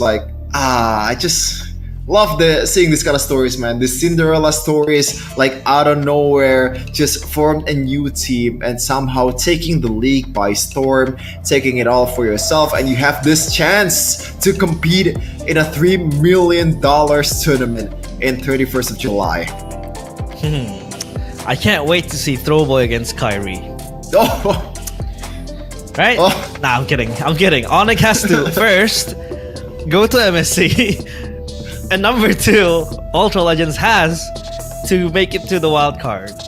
And 3, just hope that they meet in group stages. But of course, a quote from Ultra Legends. Ultra Legends did it. Belief and trust turn a dream into reality. And that's a lesson everyone needs to learn. Obviously, people talk about talent. People talk about skills. I mean, it's there. But when you don't have the belief, when you don't have the trust, when you don't have the grit, the defiance, the courage to keep on going, you're not really gonna move anywhere, are you? And this is what Ultra Legends had. They had everything trusted from the get-go. They said it themselves. They don't fear losing, and this is what not fearing losing does to you. It gives you lessons, and it gives you a lot of things to learn. And I'm pretty sure that's where they peaked, right? Against Falcons, winning it in the grand finals. Their ceiling is still high. MSC's right around the corner, so yeah, it's gonna be interesting. yeah. For Ultra Legends, they're gonna compete in the MSC right away. For the second placer, Team Falcons, they're gonna actually compete in the wild card. So all of you Team Falcons fan out there, you can still cheer for your team for the possibility to make it to the main stage in MSC. So don't get your hopes dimmed just yet. There's still once again, as the Ultra Legends team said, miracle does happen. This is one of those. Yeah, miracles do happen, and this wasn't just a miracle though. This was a hard something like a work in progress, right? This was hard work. This was sweat. This was blood, tears, all into one. And now, of course, what Ultra Legends did today is more than a win. It's a story that must be told, a blueprint that will shape the future of MPL MENA. And obviously, it's a blueprint. We talked about this. Like, this win, this victory that Ultra Legends were able to carve, will inspire a lot of the upcoming talents to possibly come out of their shells and work hard and possibly match what Ultra Legends are able to bring to the table, right? These guys, again, are 5 random players with a bond of friendship. Maybe a few has the experience, like Rice Cream, for example, but as a core team, I mean, Throwboy himself wasn't even seen in the MPL scene in MENA, and now he's here, just wreaking havoc and being the champion, obviously, of MPL MENA. This will inspire a lot of the upcoming young players to deliver even more. Yeah. Back to your point earlier, fake it till you make it. The confidence has to be there, man. Even as an athlete, you gotta have to deceive yourself before you deceive other opponents that you're the best. You gotta have that irrational confidence, is the term that I really like to use when you're depicting these athletes in their respective competition. You gotta be able to just, make yourself in a way deluded that you're gonna do it. Otherwise, no one's gonna believe it because you came from out of nowhere. You came from literally nothing. No org is backing you up. You don't have the amount of resources that other big orgs have, and now you are here to make it until the end, or at least you have the chance to make it until the top in MSC. Yeah, and it's a beautiful way to close out MPL MENA Season 7. It has been a very, very interesting season. Obviously, Ultra Legends, they won the regular season, and now they won MPL MENA as a whole. But obviously, these are your lucky winners of the discussion segment where we had conversations up in the live chat. And these are the 5 lucky winners up on the screen so far. I'm not gonna read out. That's a lot of numbers, and I'm not good with maths, so I'll leave it to Jeffin. Jeffin is a postgraduate for maths. Oh man, that was shout out to the last ID there. That's the same server as mine. Actually shared the first 3 numbers as mine. So maybe you want to share some of those diamonds with me. Out of brotherhood, out of power of friendship, as the Ultra Legends team has displayed us to show, how beautiful it is to have this kind of friendship. So yeah, Friendship contact me on IG if you wanna share some of those blessings that MPL MENA has given You're you. just trying to look for followers, Jeffin. Come on, man. You're famous. Already. Nah, I'm just looking for. Giving free diamonds? I don't think that's allowed. Yeah. But yeah, I mean, it's been a very, very interesting final. It's been a very fun final, an incredible one at that. I mean, we saw finally the Giants being toppled down, taken down. Their reign no more.